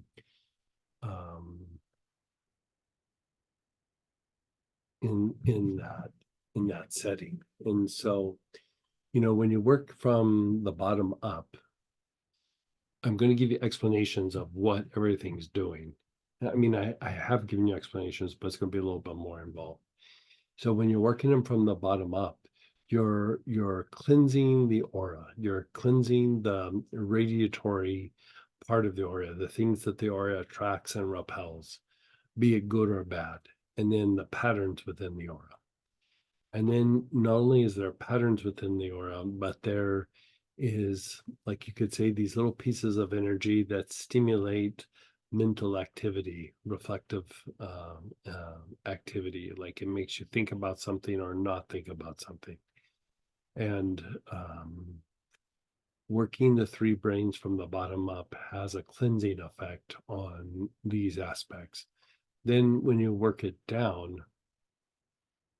you could say like it's a form of psychotherapy, like breaking down thought forms, breaking down repetitive thoughts, strong emotions, impacts that the thoughts have had on the body, and the thoughts, both the thoughts and the emotions on the body are going to go through and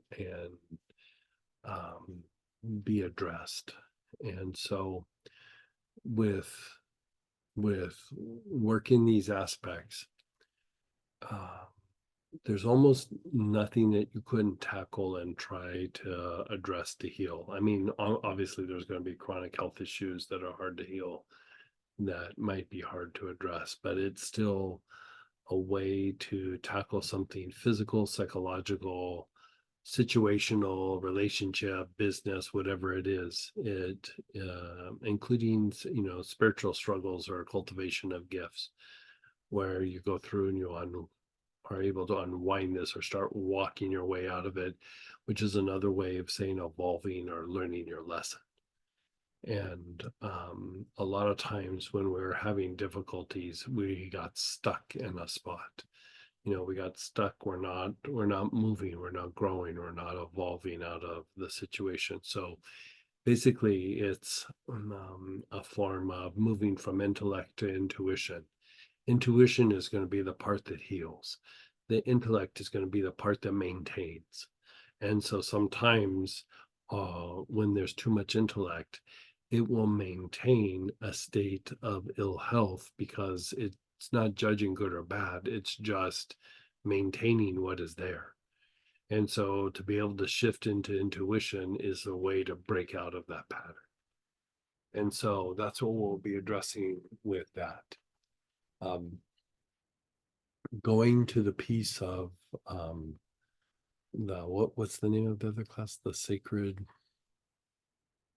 The other class is called, I know, Sacred Secrets of Mystical Healing. So that one, we're just going to be covering like basic concepts of things that need to happen in your inner world. Like I was going to call this it's funny. I was going to call this the Mystic's Toolbox, because there's just certain things that you want to hit in your spiritual development, in your healing, and just even having good relationships or good business, things that you would notice externally, but has to come from developing something inside. A lot of times we look to things for healing or for when we're trying to do something as a technique, but really what we're trying to do is develop abilities. The abilities go beyond the techniques. And this idea of this class is to develop certain abilities or siddhis, which is spelled SIDDHAS. And as we move from intellect to intuition, which is what we're talking about in the deep dive, the next phase past intuition is the development of these siddhis or these abilities. And so that class is a practice of starting to develop abilities or siddhis based on what we do with the three brains and the intuition practice. There's like another level past that, and that would be tapping into that. So it's the development of abilities or siddhis. I'm updating the name right now. Not too bad. We're calling it the Mystic's Toolbox, Sacred Secrets of Mystical Healing. Okay. That way I get both in there. And that is a good title. Mystic's Like the Toolbox. Mystic's Toolbox. Yeah. Yeah.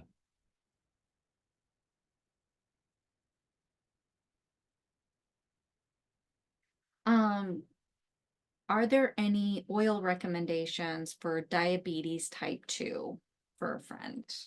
You can try using cinnamon. You can try using fenugreek. Melissa sometimes will change the receptor, the insulin receptors, but there's no like magic bullet in the oils for diabetes. Those can be helpful, but they're not going to completely correct it. Bitter melon and Barabine, you can go online and get Barabine. Those can be also helpful, herbal ways. And if it's not too bad, like sometimes that will correct it. But if not, multifaceted approach. Yeah.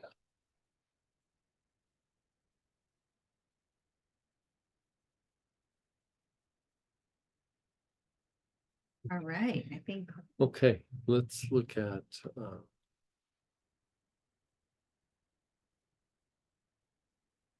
well, let's look at a little something. Let's pull out your hyssop.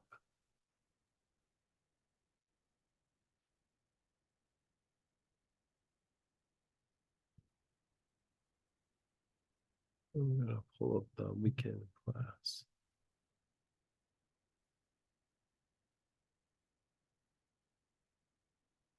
you say pull out hyssop. Yeah, hyssop. Hyssop or chakra root cleanser. Solomon's hyssop, okay? Just hyssop or chakra root cleanser. Yeah. Solomon's will do something slightly different. I mean, if you don't have anything else, you could use that, but hyssop or chakra root cleanser.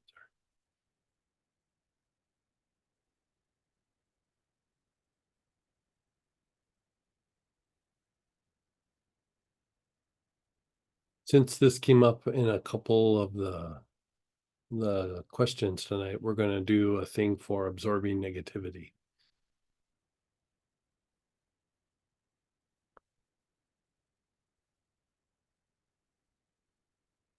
Okay, so you have your hyssop or your chakra root cleanser.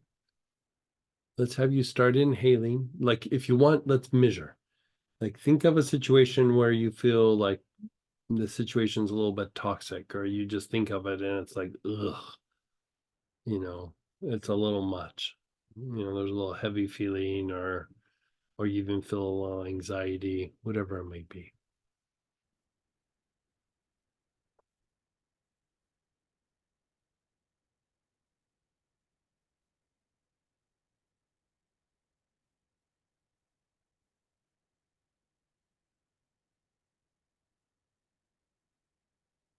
Okay, then you're letting it go. You're not needing to specifically identify something. This works across the board.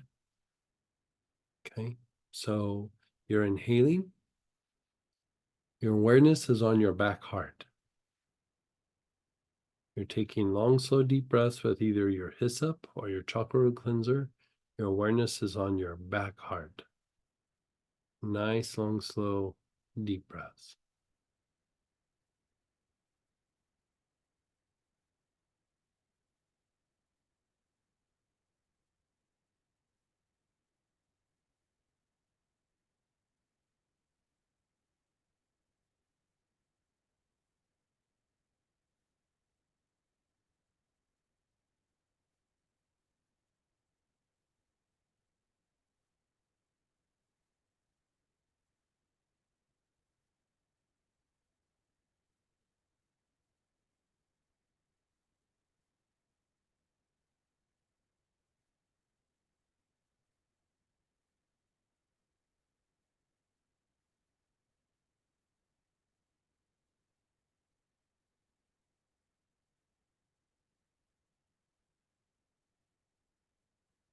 You're still inhaling. Move your awareness down to the navel.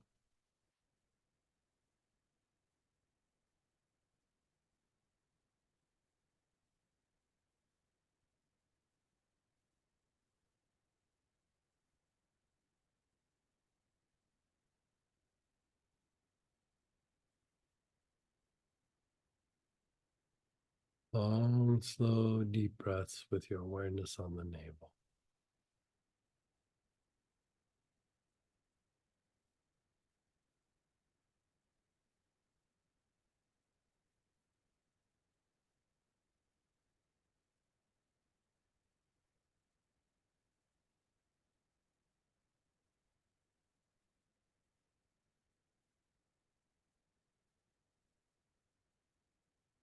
Drop down 1.5 inches below your navel.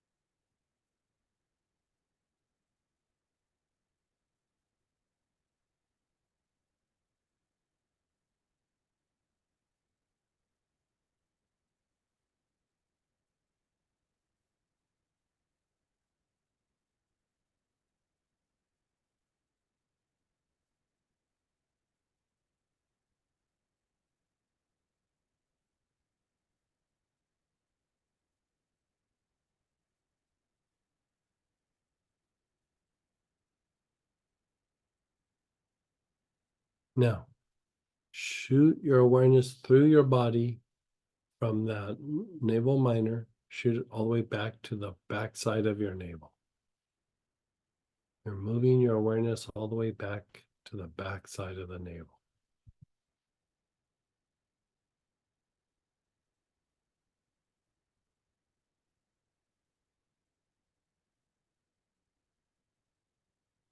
Now, your awareness is on the low back. Just move your awareness around the outer part of your body, coming back to your navel.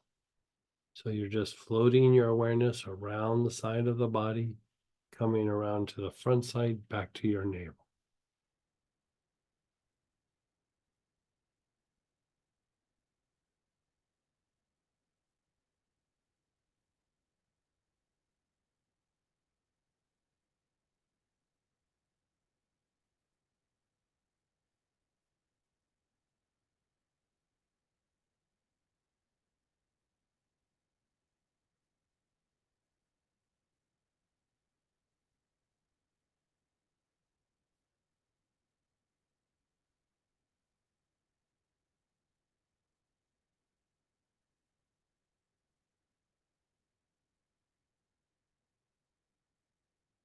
Your awareness is on your navel.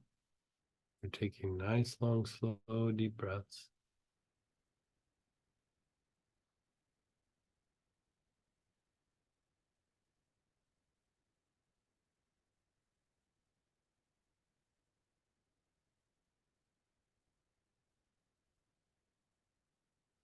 Your awareness is on the crown, the top of your head.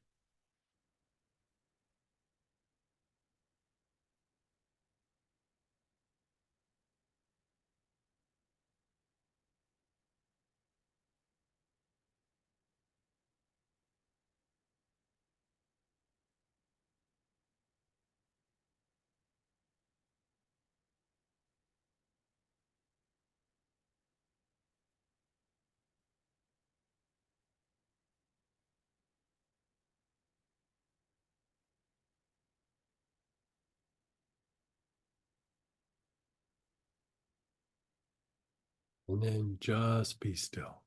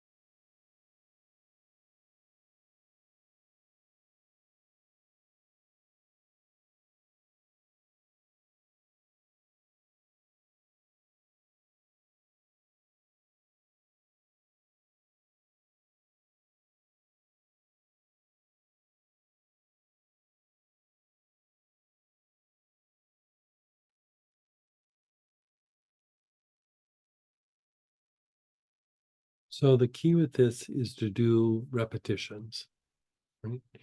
So you're going to do the same again. Your awareness is on the back heart. You're using the same oil. Nice, long, slow, deep breaths.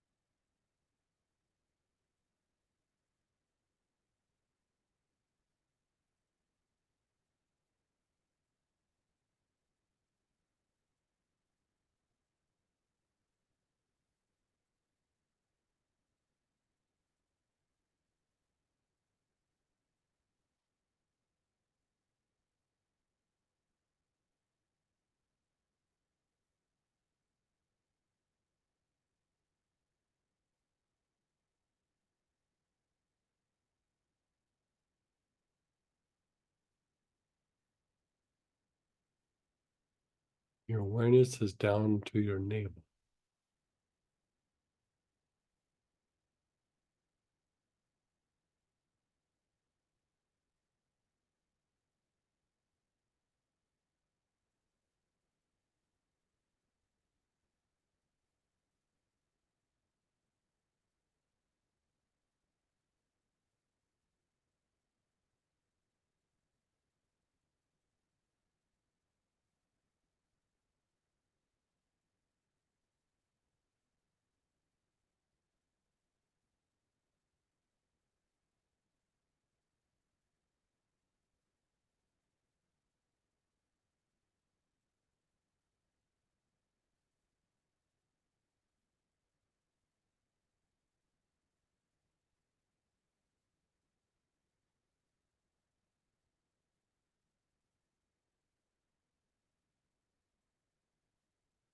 An inch and a half below your navel.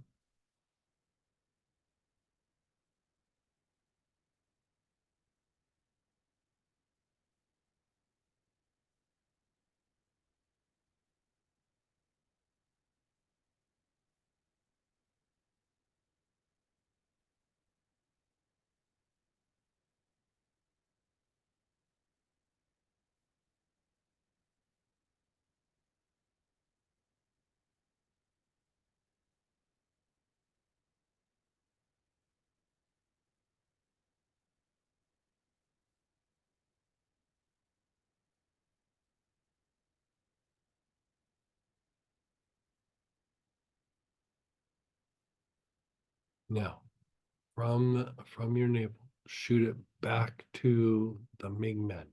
So you're shooting it through your body to the low back area. You're not sure what shooting means, just move your awareness back. But a lot of times, if you put your awareness on your navel and then you project it backwards.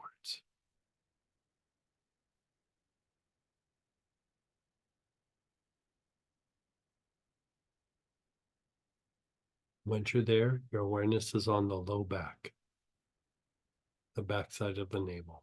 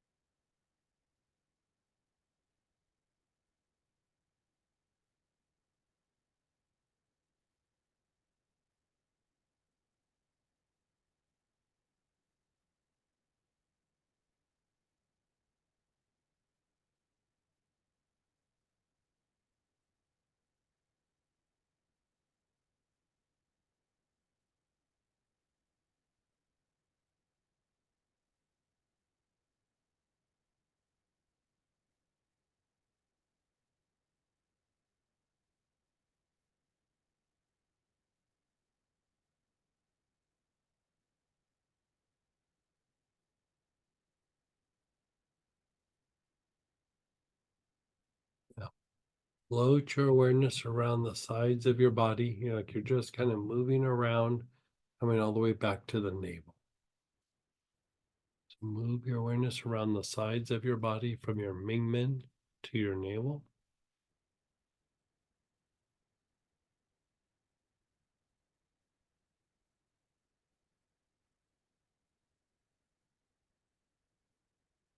Mm-hmm. Super strong practice.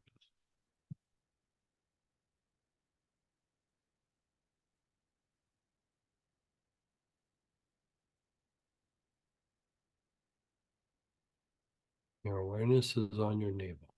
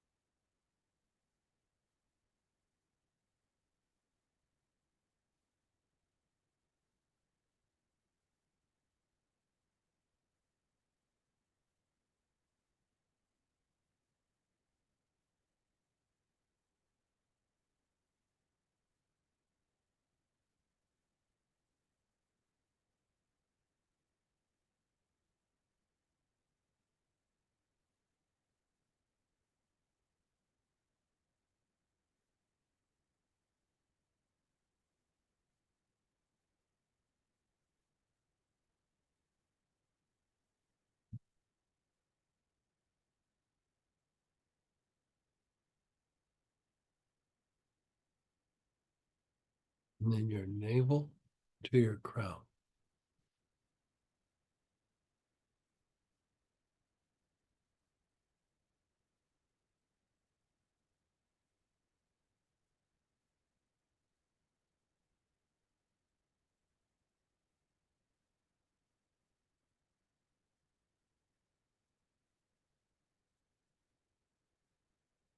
Awareness is on the top of your head.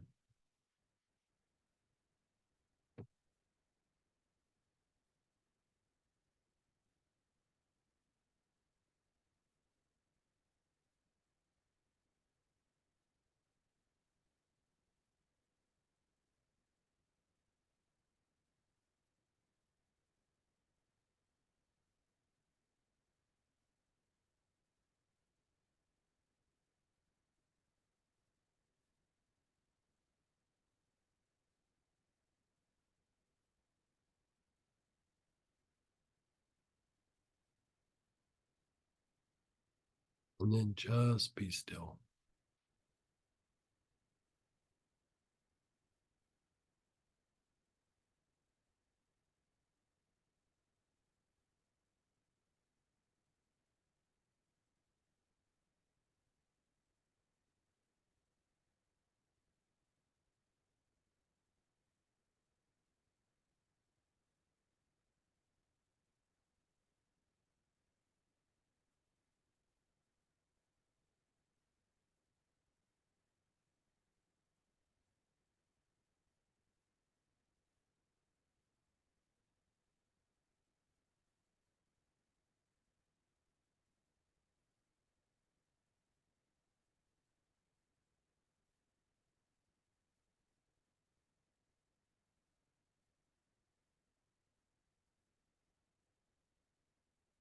Okay, let's maybe, I want to do it again, but I also want to make sure that you guys are doing okay with the technique and all that. And I want to see how Priya and Jennifer feel with doing it, because I mean, that's kind of right up their alley. So, either one of you guys want to jump on and say like how you feel?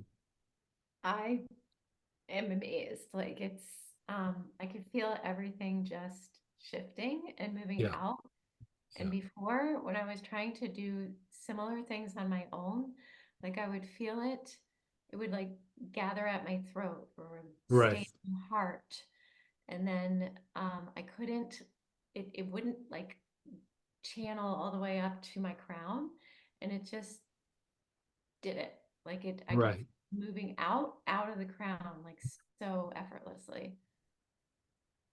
So you know, we're doing a variation of like you know, I think at first we did heart, navel, crown in some of the earlier classes. Then we moved to the back heart, which the front heart is more integration, but the back heart is more like cleanup. Then that little variation where you shoot it to the Ming Men, like you could say there's extra cleanup that's happening in that. And even if you look at all the details and you take all the details of the situation away and you just looked at it from a purely energetic point of view, you could say, yes, there's negative energy. Yes, there's positive energy, whatever. But not to downplay it, but like, you know, moving past the negative, positive, when you look at the nature of negative energy, it's heavy, it's thick, it's sticky, right? I mean, if you just bottom line it, like you take away all the like, well, this person said this and this person did that, and you just remove everything and you go, we put the energy under the microscope, what do we see? And like negative energy is heavier, it's thicker, it's stickier. So this thing where you go from your Ming Men, or excuse me, from your navel to your navel minor back to the Ming Men, you're like cooking the energy. Like you're not just purifying it, but you're manually making that energy get thin and more fluid. And then you move it back to the navel and then you shoot it up. And so it's a way to like manually do a like a flush from the system. Like you're taking up whatever energy is in the surface and you're flushing it out.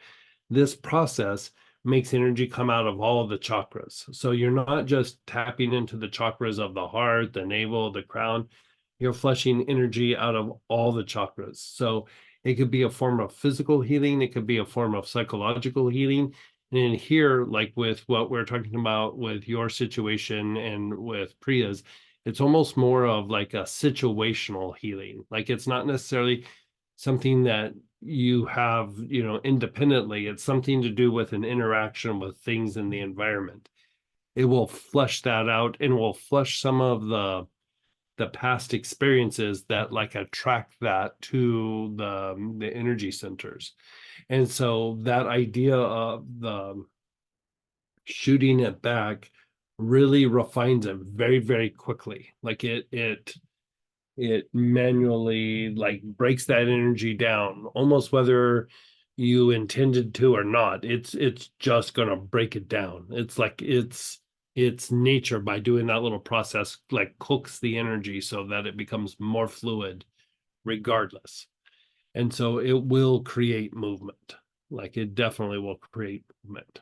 So yeah, when we were talking about it, like doing all the things that we talked about, but I was like, let's just visit the thing we did last weekend and just, cook that up. And so you could do this daily, or you could also do it like after you've had an interaction with some of those situations, or you feel that anxiety starting to seep in a little bit. But given the kind of work that you do, this has got to be part of your weekly practice, at least a couple times a week. I feel, and it just feels so much better. Like I can feel everything, like the way you described it, I was trying to put it into words, and I was Right. like, yeah, that is exactly what it was feeling like. And you can do this with your clients. Like you could run them through this before you start doing other parts of the healing. It will make everything just flow easier. So, they're nonverbal. I mean, they're so young and they're nonverbal. Oh, like children, it Yeah, would be so hard I'm to do it getting with the them, kids. but Yeah. I almost feel like I could visualize it for them too. You can. And or like even if you direct energy from one spot to the next, you can do it that way as well. Okay. Yeah.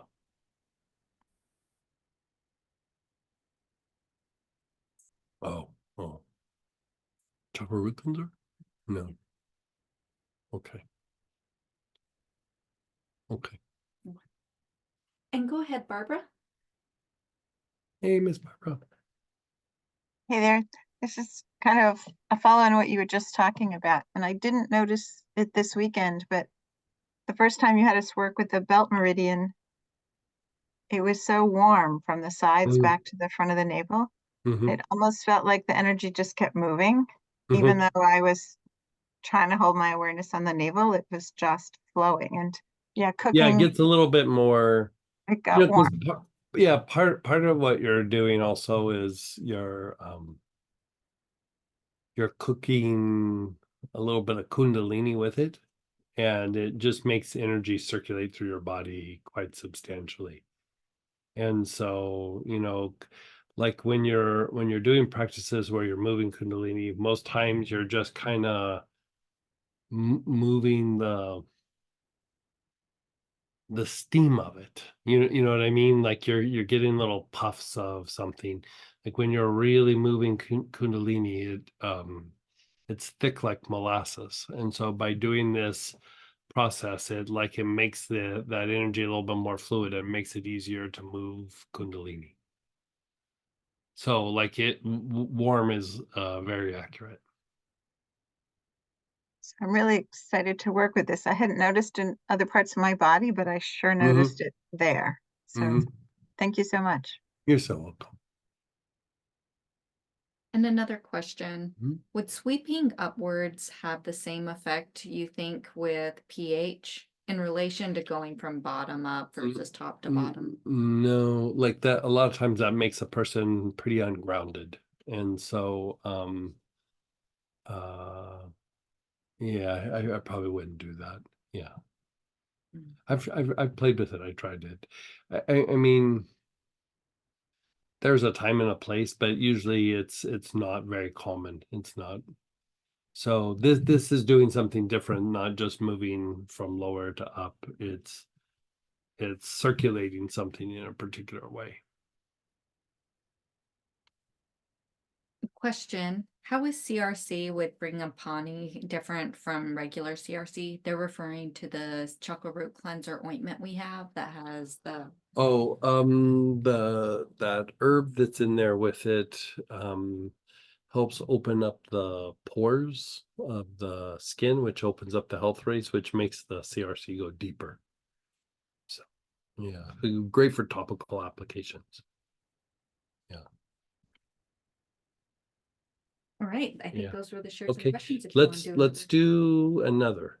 So again, we'll do another cycle. So begin inhaling. What is Priya using?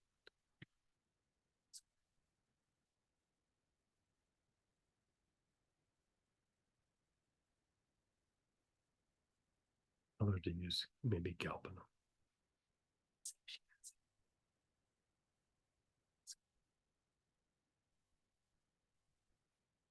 Your awareness is on the back heart.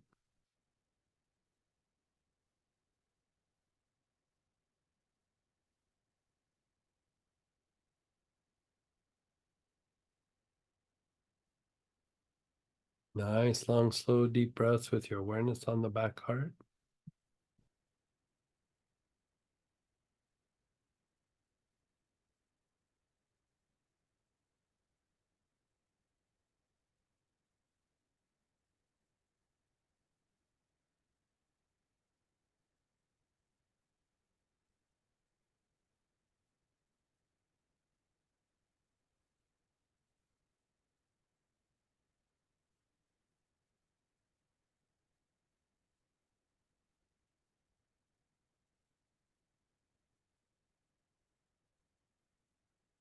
Down to your navel.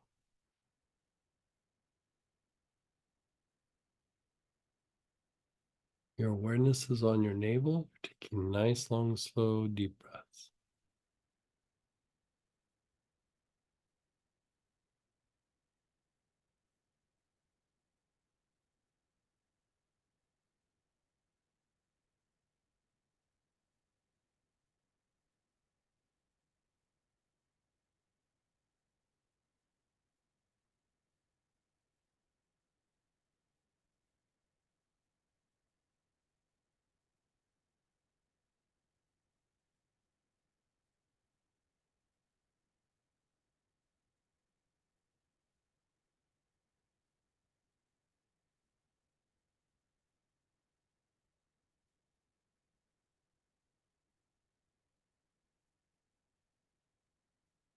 You're an inch and a half below the navel. You're taking nice, long, slow, deep breaths.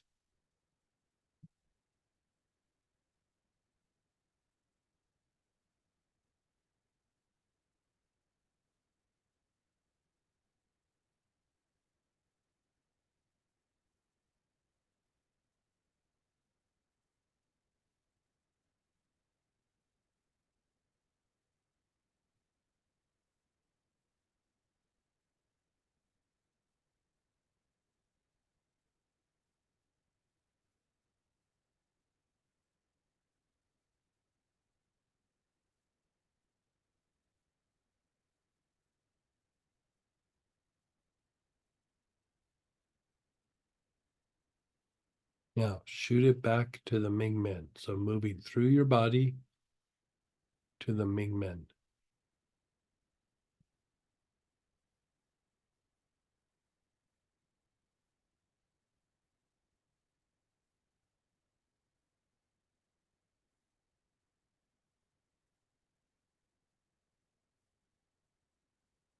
You're sitting with your awareness on the Ming Men.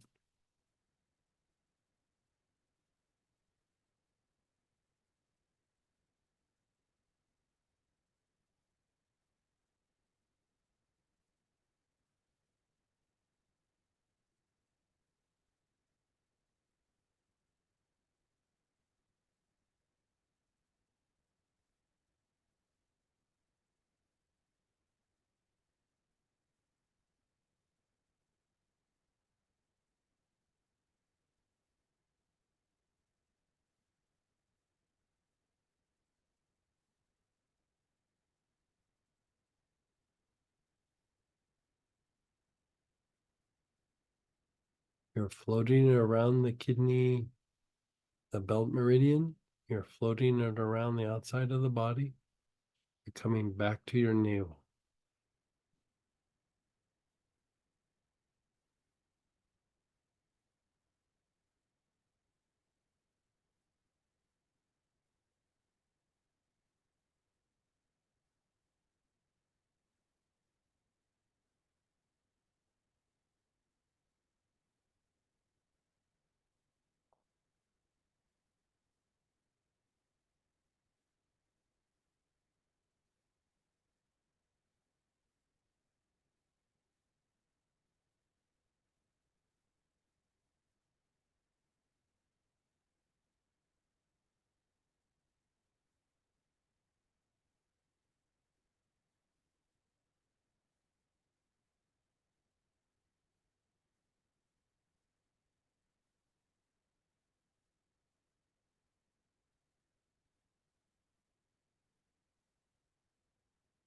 And then your crown, the top of your head.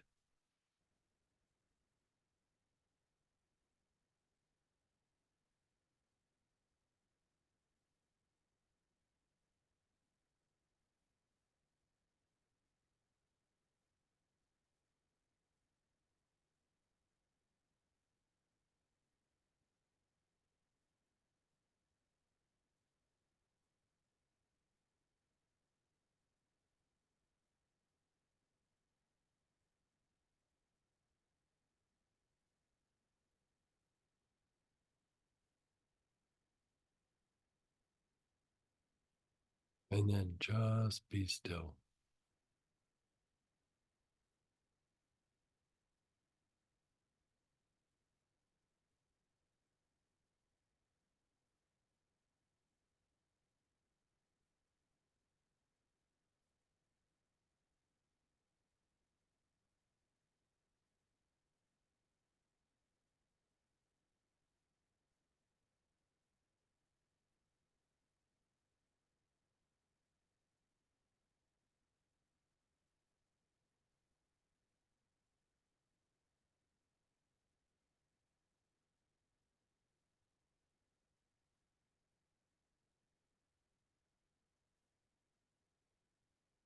Just let go. Notice how you feel.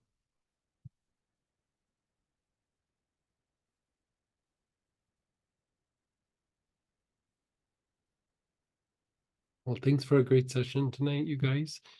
Unfortunately, we won't be able to do the Astara session or our study group tomorrow night because we are in Chicago doing a Milong ceremony in person there.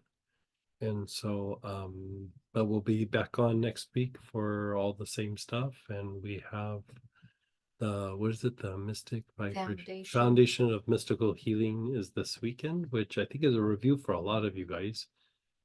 And we'll be live there in Portland. And so it'll be on Pacific time. So everybody gets to sleep in a little bit. So join us if you can, but we're going to move over to the Astara segment right now, which lasts about 15 minutes. If you can join us, it's a great way to kind of flush things out of the system and bring about a deeper level of peace as we help others. So take care, guys. Love you.